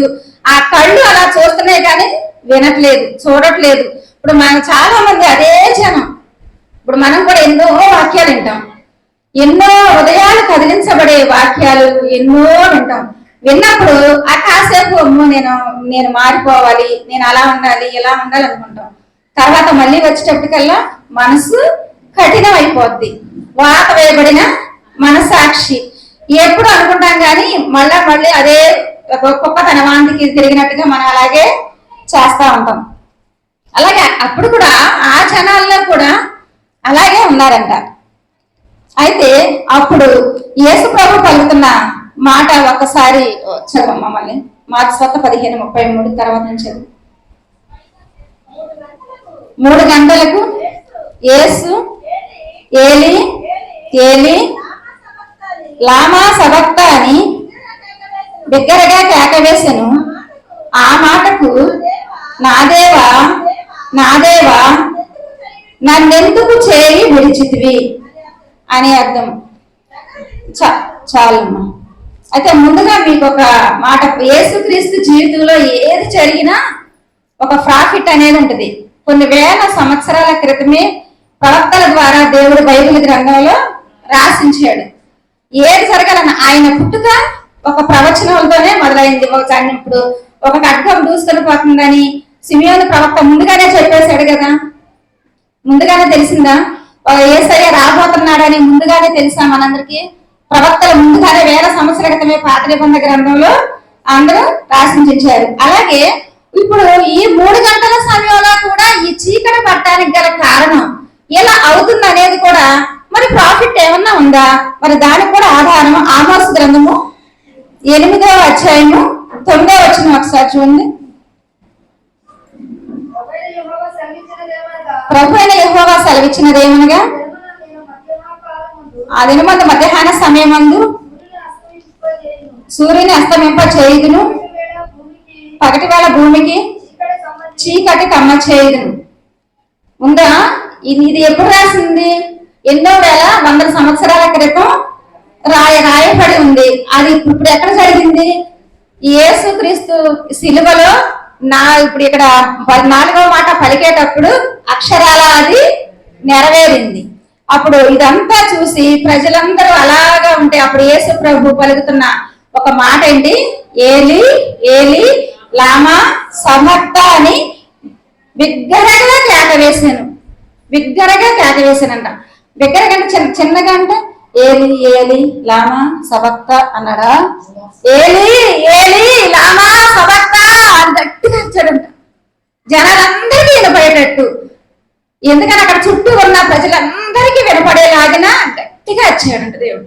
ఎందుకనంటే అప్పుడు తండ్రి అయిన దేవుడు తన చెయ్యిని విడిచాడు, అది సహించలేకపోయాడు. కుమారుడైన క్రీస్తు ఆ బాధని భరించలేకపోయాడు. ఇప్పటి వరకు ఎంతో మంది కొట్టారు, తిట్టారు, ఎన్నో చేశారు. 9 గంటల నుంచి మధ్యాహ్నం 3 గంటల వరకు ఆ 3 మేకుల మీద రక్తసిక్తమైన శరీరంతో వేలాడుతూనే ఉన్నాడు. అప్పుడు కూడా అంత బాధని భరించాడు కానీ అంత బాధ పడలేదు. కానీ తండ్రి అయిన దేవుడు ఒక్క క్షణము తనని విడనాడేసరికి కుమారుడైన క్రీస్తుకు ఎంతో వేదన, ఎంతో బాధ కలిగిందంట. ఏలి ఏలి లామా సబక్తా అని చాలా బిగ్గరగా మాట్లాడాడంట. దానికి కూడా ఒక ప్రవచనం వచ్చాడు దేవుడు. అలాగా యేసు ప్రభువుకు తెలీదా తన సిలువెక్కాలని తెలుసు, తన మరణిస్తాడని తెలుసు, ఇవన్నీ తెలిసి కూడా మరి దేవుడు తండ్రిని ఎందుకు అడిగాడు? నా చేయి ఎందుకు విడిచావు దేవా అని. దానికి కూడా ఒక ప్రవచనం ఉంది. కీర్తన గ్రంథము 22వ అధ్యాయము 1వ వచనం. నా దేవా నా దేవా నువ్వు నన్ను ఎలా విడనాడితివి? నన్ను రక్షింపక నా సరి వినక నీవెలా దూరంగా ఉన్నావు. చాలు. కీర్తనకారుడు ముందుగానే ఈ ప్రవచనం రాశాడు కాబట్టి ఈ ప్రవచనం నెరవేరాలి కాబట్టి ప్రభు అయిన యేసుక్రీస్తు తండ్రితో అంటున్నాడు, నా దేవా నా దేవా నన్నెందుకు చేయి విడిచితివి. ఒక కుమారుడు ఆ పరిస్థితిలో ఉండి తండ్రిని అడిగినప్పుడు ఆ తండ్రి మనసు ఎంత బాధపడి ఉంటుందో ఒక్కసారి జ్ఞాపకం చేసుకోండి. అవును కదా, కుమారుడేమో కుమారుడు ఏమైనా పాపం చేసి సిలువకు అప్పగింపబడ్డా? లేదు కదా. ఏ పాపము ఎరగని కుమారుడు తన ప్రియ కుమారుడు అలాగా సిలువలో వేలాడుతూ బాధాకరమైన పరిస్థితిలో శ్రమను అనుభవిస్తూ, తండ్రి నన్ను ఎందుకు చేయి విడిచావయ్యా, నువ్వు నన్ను ఎందుకు విడిచావయ్యా అని అడుగుతున్నప్పుడు ఆ తండ్రి పడే వేదన బాధ ఎంత వర్ణనాతీతంగా ఉంటుందో ఒక్కసారి ఆలోచించండి. మనం కూడా ఒక్కసారి తండ్రికి దూరమైనప్పుడు ఆ వేదన ఆ బాధ మనలో కలుగుతున్నదా ఒకసారి పరీక్ష చేసుకున్నాం. తల్లిదండ్రులకి మనం దూరంగా ఉంటున్నామా? వాళ్ళ దగ్గర అయినప్పుడు కూడా యేసయ్య ఎంతో శ్రమకి వేదనకి గురయ్యాడు. మరి మనం అలాగా వేదనకు దూరం పడుతున్నామా? లేకపోతే తండ్రితో పని ఏముంది, తల్లితో పని ఏముంది, నాకెందుకులే, వాళ్ళతో నా బాధ్యత తీరిపోయింది, వాళ్ళు పెంచారు పెద్ద చేశారు అయిపోయింది అనేసి ఊరుకుంటున్నామా? కుమారుడు తండ్రి ప్రేమను మనం ఇక్కడ చూస్తున్నాం. మనం కూడా అలాంటి ప్రేమని కలిగి ఉండాలనేదే దేవుని యొక్క ఉద్దేశం. అయితే తండ్రికి తెలుసు, అక్కడ కూర్చున్న తన కుమారుడు పాపము లేనివాడని తెలుసు. అన్నీ తెలిసి తను ఎందుకు శిక్షకు అప్పగించాడు అంటే నీ పాపం నా పాపం క్షమించబడాలి కాబట్టి తన కుమారుణ్ణి అక్కడ వదిలేశాడు. ఇదే విధంగా ఇంకొక పాత నిబంధనలో కూడా మనం ఒకటి చూడవచ్చు. దీనికి సాదృశ్యంగా అబ్రహాము ఇస్సాకును బలి ఇవ్వడానికి తీసుకెళ్తాడు కదా, మోరియా పర్వతం మీదకి తీసుకెళ్ళినప్పుడు అప్పుడు ఇస్సాకుడు అడుగుతాడు, బలి అర్పించడానికి ఇస్సాకుని తీసుకొని వెళ్తాడు. తీసుకెళ్తున్నప్పుడు అప్పుడు ఇస్సాకు ఏమడతాడు, నాన్న మరి దహన బలికి గొర్రె పిల్ల ఏది, దహించడానికేమో అగ్ని ఉంది, కట్టెలు ఉన్నాయి, మరి గొర్రె పిల్ల ఏది అని అడిగాడు. అప్పుడు ఆ తండ్రి హృదయం ఎలా బాధపడుతుంది ఒక్కసారి ఆలోచించండి. కొడుకుని బలివ్వడానికి తీసుకెళ్తున్నాడు అన్న విషయం అబ్రహాం గారికి తెలుసు.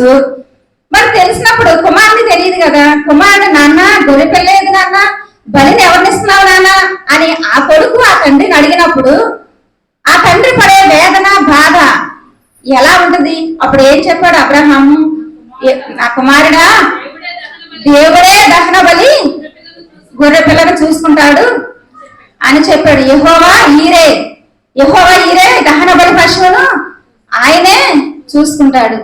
ఆనాడు దహన బలి పశువే ఈనాడు నీ కోసం నా కోసం బలి అయిన నా యేసయ్య. అట్లాగే ఇస్సాకుకు ఆ స్థానంలో బలి అయింది ఎవరు? గొర్రె పిల్ల. అలాగే ఇస్సాకుకు ప్రతిగా బలి అయిన గొర్రె పిల్ల, గొల్గతాలో యేసు రూపమై వధించబడిన గొర్రె పిల్ల, ఆదిలో వధించబడిన గొర్రె పిల్ల,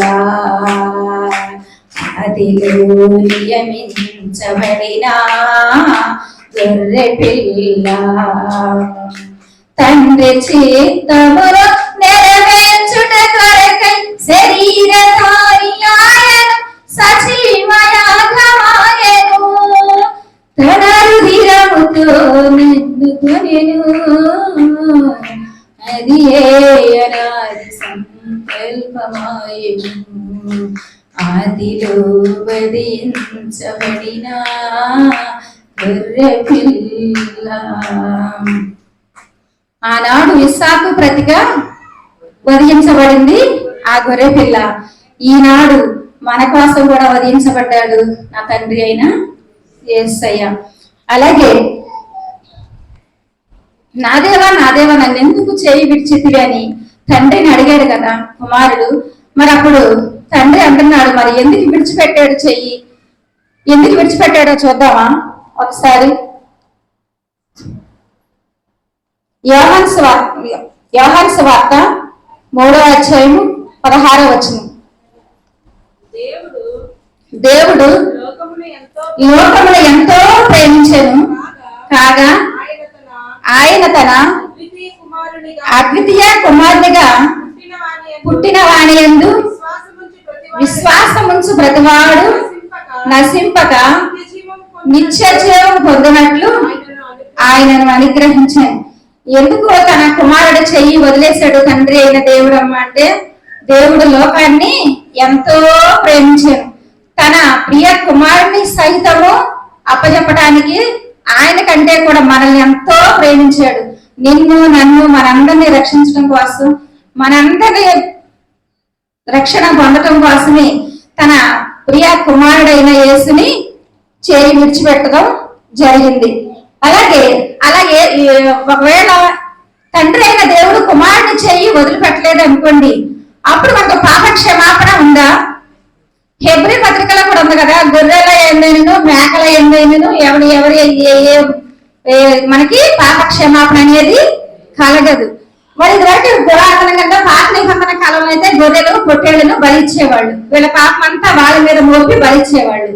మరి ఇప్పుడు దేవుడు ఏం చెప్పాడు? నా పరిశుద్ధమైనది నిష్కలంకమైనది ముడతైనను కలంకమైనది అని రక్తంను చిందించితే తప్ప పాప క్షమాపణ అనేది లేదు. కాబట్టి అవన్నీ కలిగినది ఎవరిలో? యేసుక్రీస్తులో అవన్నీ ఉన్నాయి. కాబట్టి ఆయన రక్తము చిందించబడాలి, దాని ద్వారానే మనకి రక్షణ కలుగుతుంది. అలాగే యెషయా గ్రంథము 53వ అధ్యాయము 5వ వచనం ఒకసారి చూడండి. మన అతిక్రమములను బట్టి అతడు గాయపరచబడెను, మన దోషములను బట్టి నలిగగొట్టబడెను, సమాధానమైన శిక్ష అతని మీద పడెను, అతను పొందిన దెబ్బల చేత మనకి స్వస్థత కలుగుతుంది. చలో, ఎందుకు ఆయన సిలువెక్కాడంట? ఎందుకు తన కుమారుని చేయి వదిలేశాడు? నలగొట్టబట్టడానికి అతనికి ఇష్టమైందంట. మరి మనమంతా అట్లా మనం చేసిన పాపాలకి, మనం చేసిన శిక్షకి, మనం చేసిన దోషాలకి దాన్ని బట్టి ఆయన కుమారుడు శరీరం మీద వేశాడు. కాబట్టి తన కుమారుడు మన కోసం తన కుమారుని చెయ్యి వదిలేశాడు. నీ చెయ్యి పట్టుకోవడం కోసం, నా చెయ్యి పట్టుకోవడం కోసం తన కుమారుడి చెయ్యి వదిలేశాడు, విడిచిపెట్టాడు. తన కుమారుడి చెయ్యే విడిచిపెట్టి ఉండకపోతే నీకు నాకు రక్షణ లేదు. మనం కూడా మన చెయ్యి మన తండ్రి అయిన దేవునికి అందించలేము. అలాగే కొరింథీయులకు రాసిన 2వ పత్రిక 5వ అధ్యాయము 25వ వచనం కూడా ఒకసారి చూద్దాం. ఎందుకనగా మన ఆయన యందు దేవుని నీతి అగినట్లు పాప మెరుగని ఆయనను మన కోసము పాపముగా చేయను. పాపము చేయని ఆయనను మన కోసం ఏం చేశాడంట?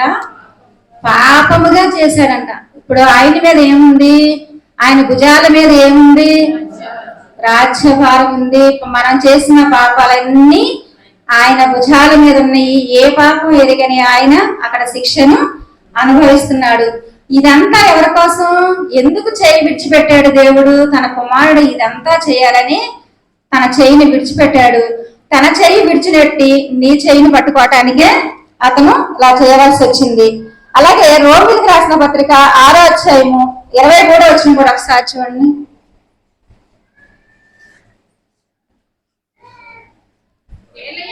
ఏలయనగా పాపం వల్ల వచ్చు జీతం మరణము, అయితే దేవుని కృపావరము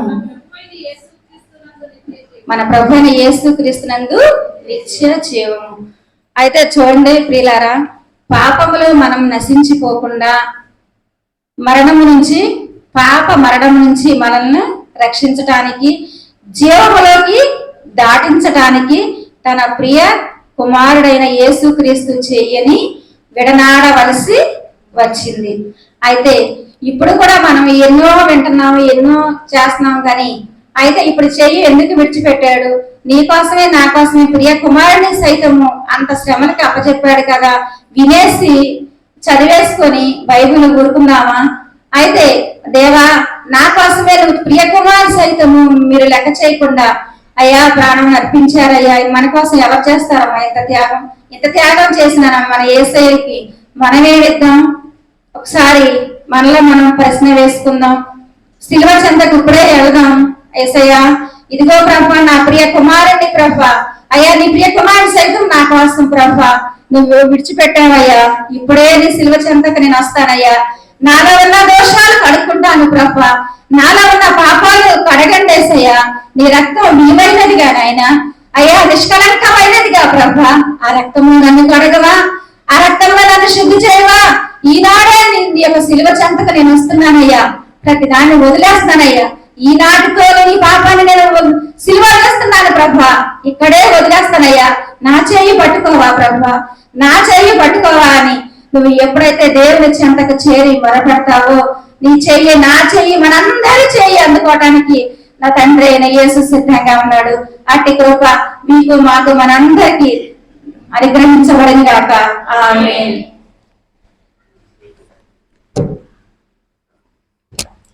టీచర్ గారికి ప్రత్యేకమైన వందనాలు తెలియజేస్తా ఉంటున్నాం. విత్తబడిన 4వ మాట కొరకే ప్రార్థన చేసుకుందాం. ఎవరు ప్రార్థన చేస్తారు 4వ మాట కొరకు? మా ప్రార్థన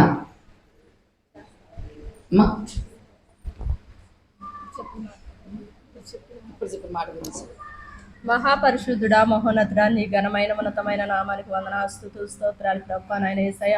ఇదిగో తండ్రి, ఈ మధ్యాహ్న సమయంలో ప్రభా నాయన నీ పాద సన్నిధికి చేరిన ఆయన యేసయ్య, నిన్ను ప్రార్థించే గొప్ప ధన్యత మాకు ఇచ్చినందుకు నీ స్తోత్రాలు ప్రభా నాయన యేసయ్య. అయా నాయన, నీ వాక్యం ద్వారా మాతో మాట్లాడుతూ వచ్చిన విధానాన్ని బట్టి నీకు వందనా స్తోత్రాలు ప్రభా. మొదటి మాట, 2వ మాట, 3వ మాట ప్రభా, 4వ మాట తండ్రి నాయన యేసయ్య, ఏలి ఏలి లామా సబక్తా అని ప్రభా నాయన బిగ్గరగా కేక వేసిన తండ్రి స్తోత్రాలు ప్రభా. ఇదిగో నా ప్రభా నాయన యేసయ్య, మా పాపములకు మా దోషములకు ప్రభా నాయన మాకు పడవలసిన శిక్ష యావత్తు ప్రభా నాయన నువ్వు భరిస్తూ వచ్చిన దేవా నీకు వందనాస్తుతులు స్తోత్రాలు తండ్రి నాయన యేసయ్య. అయా నాయన ప్రతి ఒక్క విషయంలో కూడా తండ్రి మా కొరకు నేను ఎన్నో మేలు చేస్తుంది దేవా నీకు స్తోత్రాలు నాయన యేసయ్య. అయా నాయన, ఇదిగో నా ప్రభా ఆ కలువరి సిలువలను ఇలువైన రక్తం కార్చిన దేవుడా నీకు స్తోత్రాలు తండ్రి నాయన. అయా ఇదిగో నా ప్రభున ప్రతి విషయంలో నీ కాపుదల రక్షణ ఉంచుతున్నందు నీ స్తోత్రాలు తండ్రి. అయా మా కొరకు నలగొట్టబడి నాయన విరుగొట్టబడి ప్రభా నాయన ముళ్ళతో కిరీటం నాయన నీ తలపై పెట్టారు ప్రభా.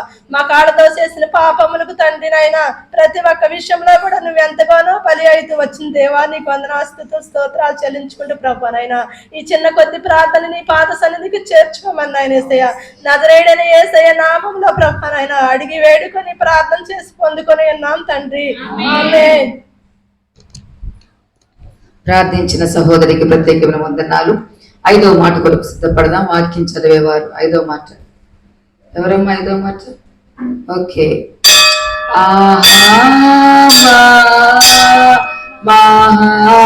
మహాశరణ్య హరిమోచక ద్రోహరహిత చంపనినురా దోషమే గదా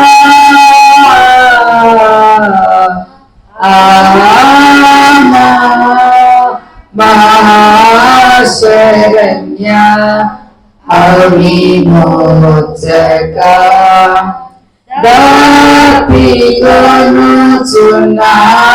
దాపికొనుచున్నానంచు చెప్పితి గదా ఇప్పగిరిని బాధనందా నీకు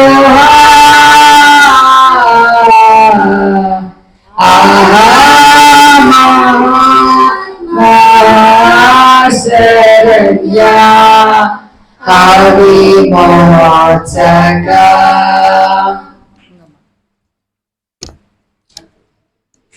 అందరికీ వందనాలు. క్రీస్తు శిలువలో ఉండి పలికిన 5వ మాటగా చదువుకుందాం. యోహాను సువార్త 19వ అధ్యాయం 28వ వచనం చదువుకుందాం. యోహాను సువార్త 19వ అధ్యాయం 28వ వచనం చదువుకుందాం. అటు తరువాత సమస్తమును అప్పటికి సమాప్తమైనదని యేసు ఎరిగి లేఖనము నెరవేరినట్లు నేను దప్పికొనుచున్నాను.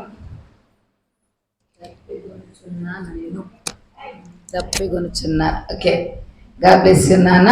మరి 5వ మాట ధ్యానించడానికి మన ప్రియులు చింత భాస్కర్ రావు గారిని ప్రేమతో ఆహ్వానిస్తా ఉంటున్నాం.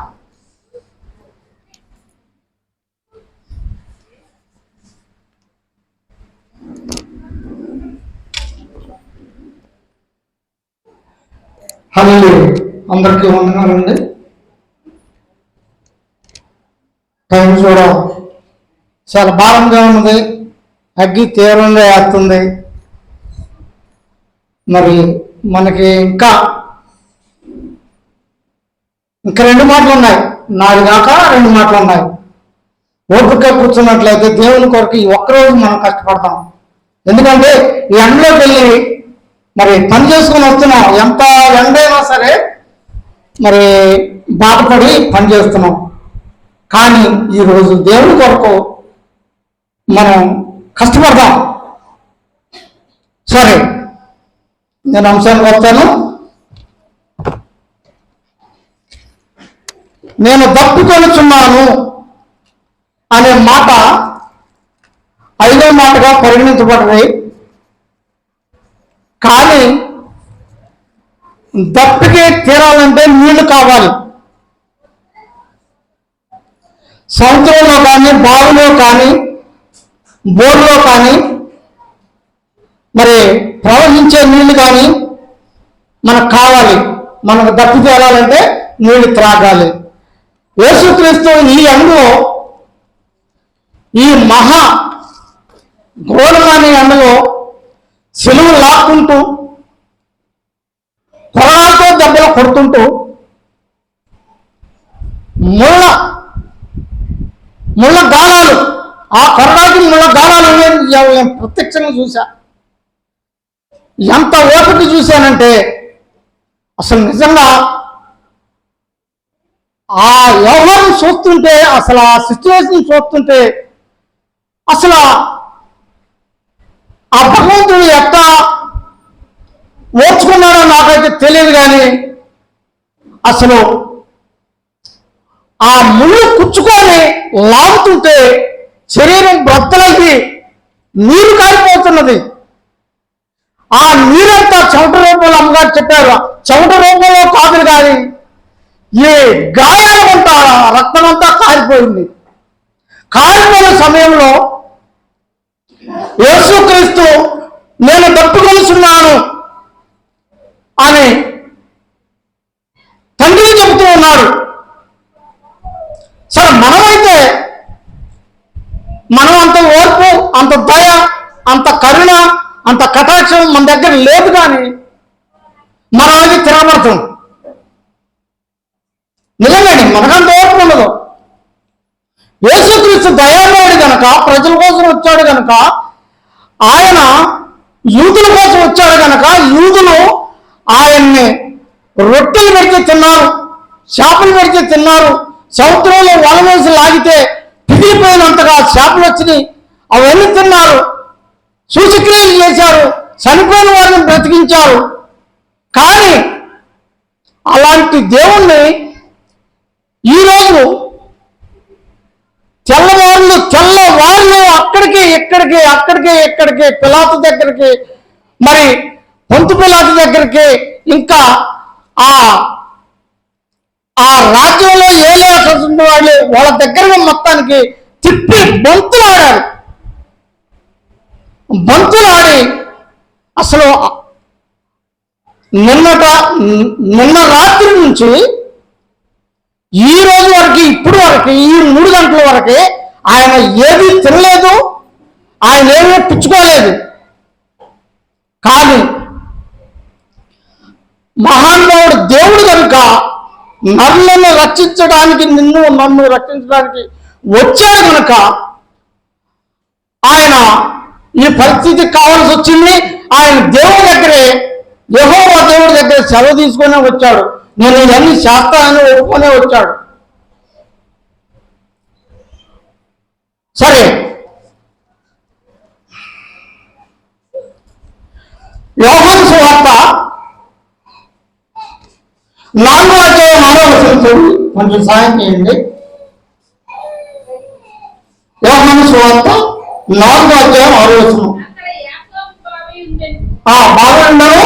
కనుక యేసు ప్రయాణము వలన అలసిన రీతిని ఆ బావి యొద్ద కూర్చుండి ఉండెను. అప్పటికి ఇంచుమించు 12 గంటలు ఆయన సమరయ స్త్రీ ఒకటి నీళ్లు చేదుకొనుటకు అక్కడికి రాగా యేసు నాకు ద్రాక్షిమ్మని ఆమెను అడిగాను. ఆయన శిష్యులు ఆహారం కొనుటకు ఊరిలోనికి వెళ్ళారు. ఆ స్త్రీకి ఆ సమరయ స్త్రీకి యూదుడనైనను నీవు సమరయ స్త్రీనైన నన్ను ద్రాక్షిమ్మని ఎలాగో అడుగుతున్నావు ఆయనతో చెప్పాను. ఏలయనగా యూదులు సమరయులతో సాంగత్యము చేయరు. యూదులకి సమరయులకు సాంగత్యం లేదు. అందుకు యేసు నీవు దేవుని వలమును ద్రాక్షిమ్మని నిన్ను అడుగుచున్న వాడెవడో ఎవడో అది ఎరిగి ఉంటే నీవు ఆయనను అడుగుదువు. ఆయన నీకు జీవజలం ఇస్తాడు. సారమ్మ, సమరయులకి యూదులకి సాంగత్యం లేదు అంటే యూదులు అనగా క్రైస్తవులు, సమరయులు అనగా వారు ఫిలిస్తీయులకు చెందిన వారు. అంటే వీళ్ళు అన్యులు. యూదులకి సమరయులకి సాంగత్యం లేదు. కానీ జీవజలమును నేను దప్పుకొనిస్తున్నాను, నాకు కొంచెం నీళ్లు ఇవ్వమని ఆయన చేతులు పెట్టాడు. చేతులు పెడితే మీకు మాకు సాంగత్యం లేదు, మీరు యూదులు అంటే నేను ఇవ్వననే అర్థం. మంచినీళ్ళు నీకు ఇవ్వననే అర్థం. అయితే నీతో మాట్లాడేవాడు ఎవడో తెలుసుకుంటే నీకు జీవజలం దొరుకుతుంది. ఆ నీళ్లు త్రాగితే నీకు మరి అన్నటికీ మంచినీళ్ళు తప్పిక అవ్వదు అని చెప్పాడు.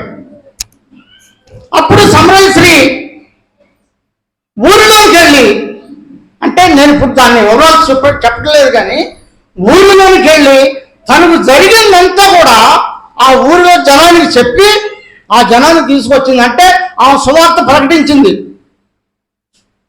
సువార్త ప్రకటించి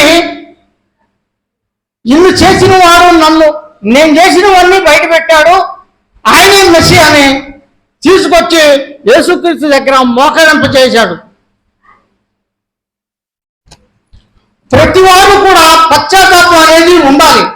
ఆమె అప్పటికప్పుడే పశ్చాత్తాపం నొంది ఆ సమరయుల ఊళ్ళోకి వెళ్ళి వాళ్ళని తీసుకొచ్చి ఆ పశ్చాత్తాపాన్ని నొందింది. తర్వాత న్యాయాధిపతుల గ్రంథం 16వ అధ్యాయం 19వ వచనం. న్యాయాధిపతుల గ్రంథం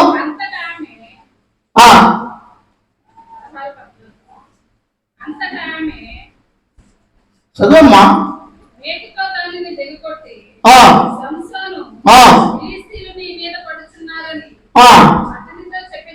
చెప్పినప్పుడు చేసి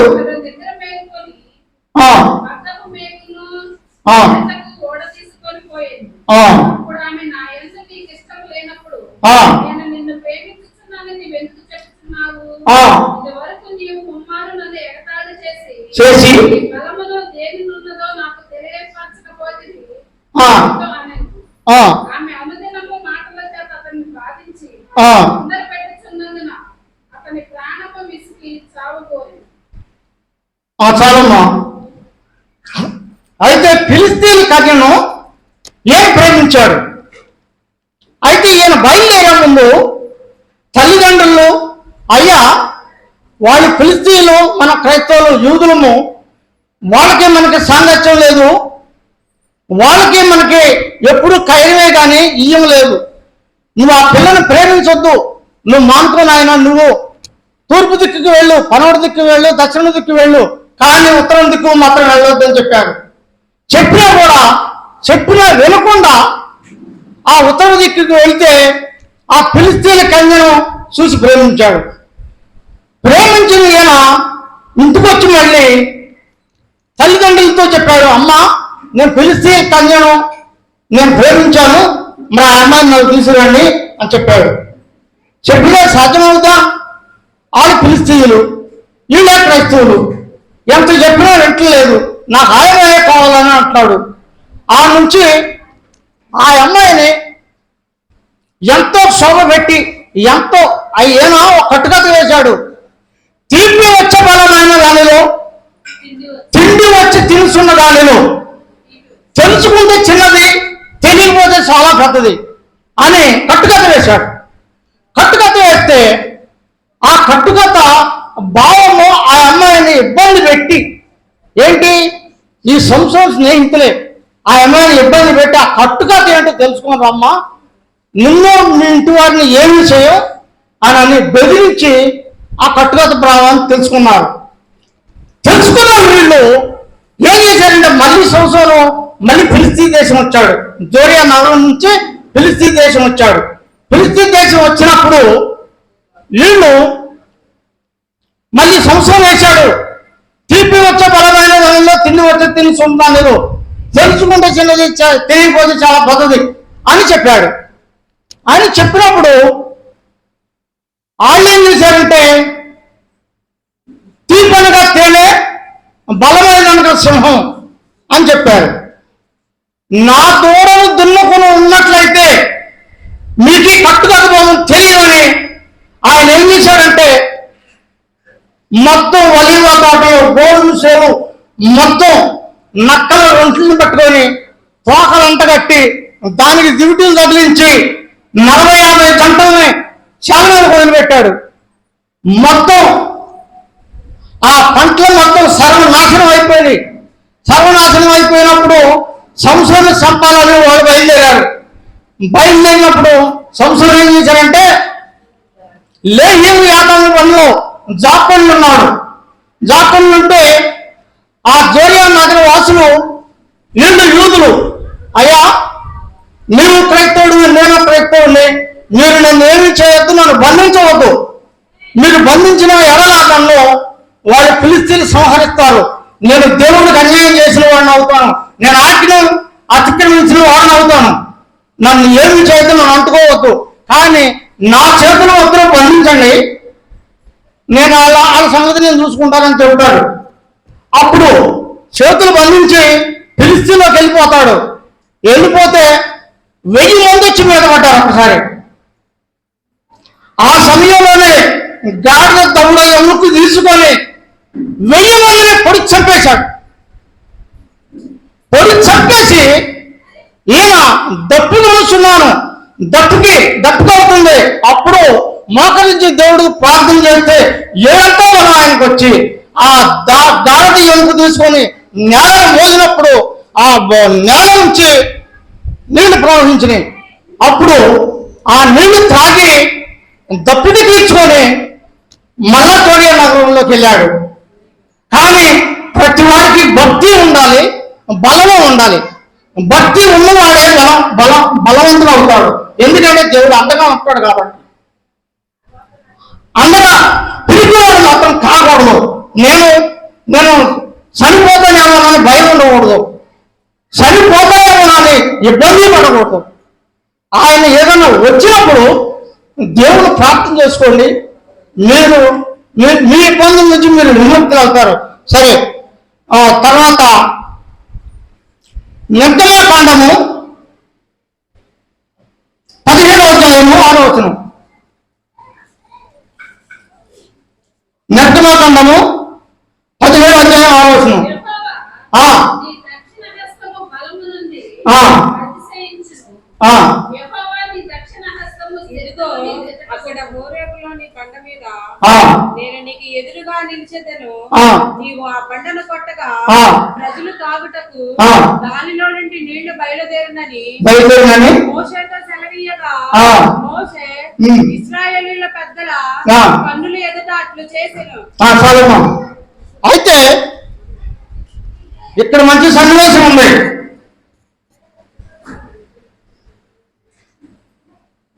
పూర్వం మన్నా, మళ్ళీ నీళ్లు చేదైతే మార ఆకులేసి ఆ మారాకులు మధుర జలాలు తాగి అక్కడికి వచ్చి మోసాని ఇబ్బంది పెడుతూ ఉన్నారు.